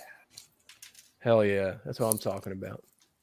All right, so was anything released last night? Nothing was, right? No. No, just Okay. announcements. Okay. Was Wait, what was announced last night? me. No, Wasn't it not you. She-Hulk? It's, Or that was it's the just night your before? birthday. No, that Yeah, was the night She-Hulk. before. It's just Okay. your breath. Yeah. Yeah, so the What last was thing I have announced- updated. What was announced last night was, the teaser for Phase 2. Yeah, Right. That's yeah. So Mace the Windu last thing I coming have before updated, 2025. She-Hulk and Iron Strange. So that puts us for the year with 92 announcements. I'm still not even certain if I should even count She-Hulk yet. not? It looks so wrong. How dare mean, you? She looks great. I'm sorry. You know what? The one thing I thought Howard Chan would get right was the boobs. Okay, let's say it right there. Like how they're Sean, we supposed almost to be made it a up whole more. stream. We almost made it and the whole everything. stream, Sean. Oh, shoot. Suicide Squad Kill the Justice League reveal trailer. What? It looks like, I guess, because Kevin Conroy, that was his last thing, is Batman's voice. All right. I guess that was his last role that he got to play before he passed. Damn, that's So if nice. anything, I'm getting the game just because Kevin Conroy is doing Batman. Yeah, I'll have to check that out. I'm gonna watch that Jedi Survivor trailer rather afterwards. But interesting. So yeah. But go ahead, Sean. Okay, so we've had 72 releases, only 35 with head sculpts. Okay, so for the month of November, we had 7 announcements, 14 releases. For the month of December so far, we've only had 1 announcement and 4 releases. I have a feeling we're going to get something tonight, either an announcement or a release. Well, according to Ryan and CMB, they're dreaming big.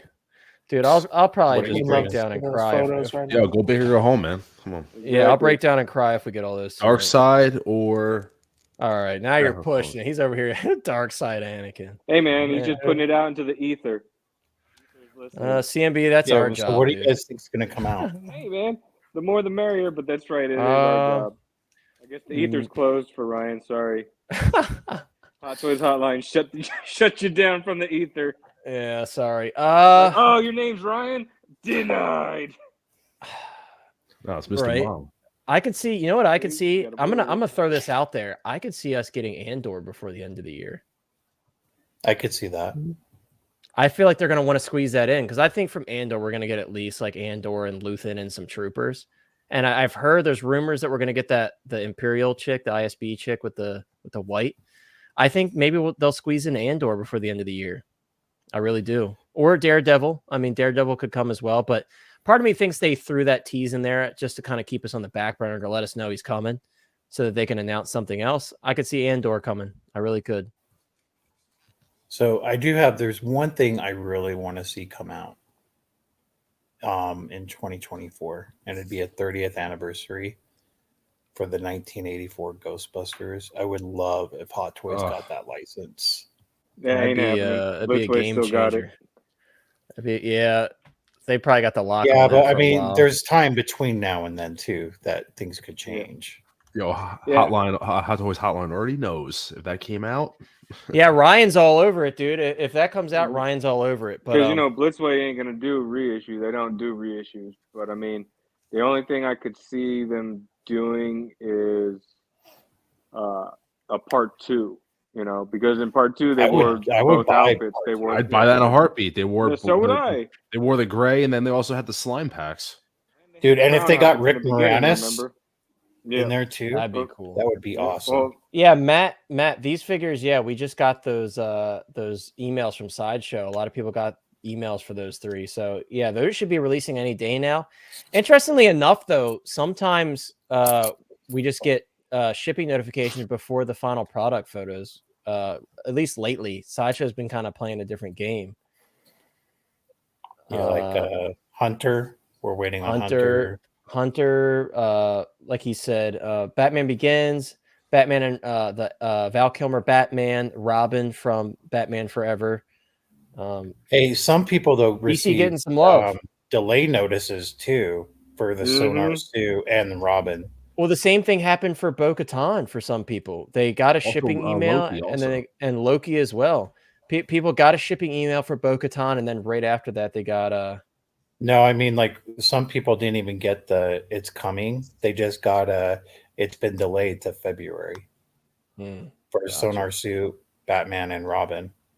I haven't ordered mine yet, so I'm gonna try to coupon them, unfortunately. But I'm excited to get them though, regardless, even though I have to wait. But guys, I think we're gonna close it off here. We should have ended 5 minutes ago. I was trying to end it so Chris can enjoy the rest of his day with his fiance. So once again, birthday, guys, Chris. Thank you so much for being here. Yeah, big happy birthday. Happy birthday. Sorry, we kind of started playing with our figures and stuff at the end here. We were just kind of winding down, but once again, thank you so much for being here, guys. As always, if you haven't liked, please consider doing so if you enjoyed the stream, and also subscribe to the channel.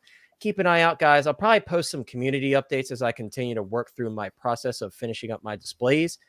And I know a lot of people have been asking me for a collection tour forever, even before I started the YouTube channel. So trust me, I will be doing a collection tour for you all once I get everything how I want it. I've got a lot to do. I've got some desk clearing to do. I'm going to move my microphone around, hopefully. All kinds of stuff I have to redo. So just keep an eye out for that. I'll keep you all updated as I'm doing it. So that's all we got for you guys. Are you doing more to that shelf? Yeah, I'm still painting the underside of all of the shelves. I have to put my lights in. I haven't decided if I'm going to put acrylic on the front yet. My one in the basement has acrylic on the front, and it's honestly a pain in the ass to take on and off. And I kind of like the open look. So once I put the lights in and have all the figures laid out how I want them, I'm going to decide then what route I'm going to take. But yeah, that is true, OG. Everybody loves playing with their figures. But yeah, Ryan and I are just sucked into our new stuff here. So I'm sorry. I'm just loving this Bo-Katan as I'm awkwardly posing her to try to get her in a decent pose. But yeah, I'm going to be doing more to those, Sean. I have to finish up painting the underside of the shelf, and then I'm going to start wiring everything. Gotcha. Yep. But yeah, guys, so I'm gonna close it out here. You guys have a great night. Have a wonderful weekend. Christmas is right around the corner. Get your Christmas shopping done now. Don't be that person that waits till the last week, because trust me, I've done it before, and it's just such a pain. And you get screwed out of stuff, and then you get upset because you didn't get what you wanted for your loved one or your significant other or your friends or what have you. So get your Christmas shopping out of the way. And if you're buying something for yourself, there's a lot of great deals out there, not only on Sideshow, but many other comic shops. So get yourself a deal on a hot toy if you have some extra money for yourself this year. But take care, everybody. We will see you next time. Make good choices. Bye.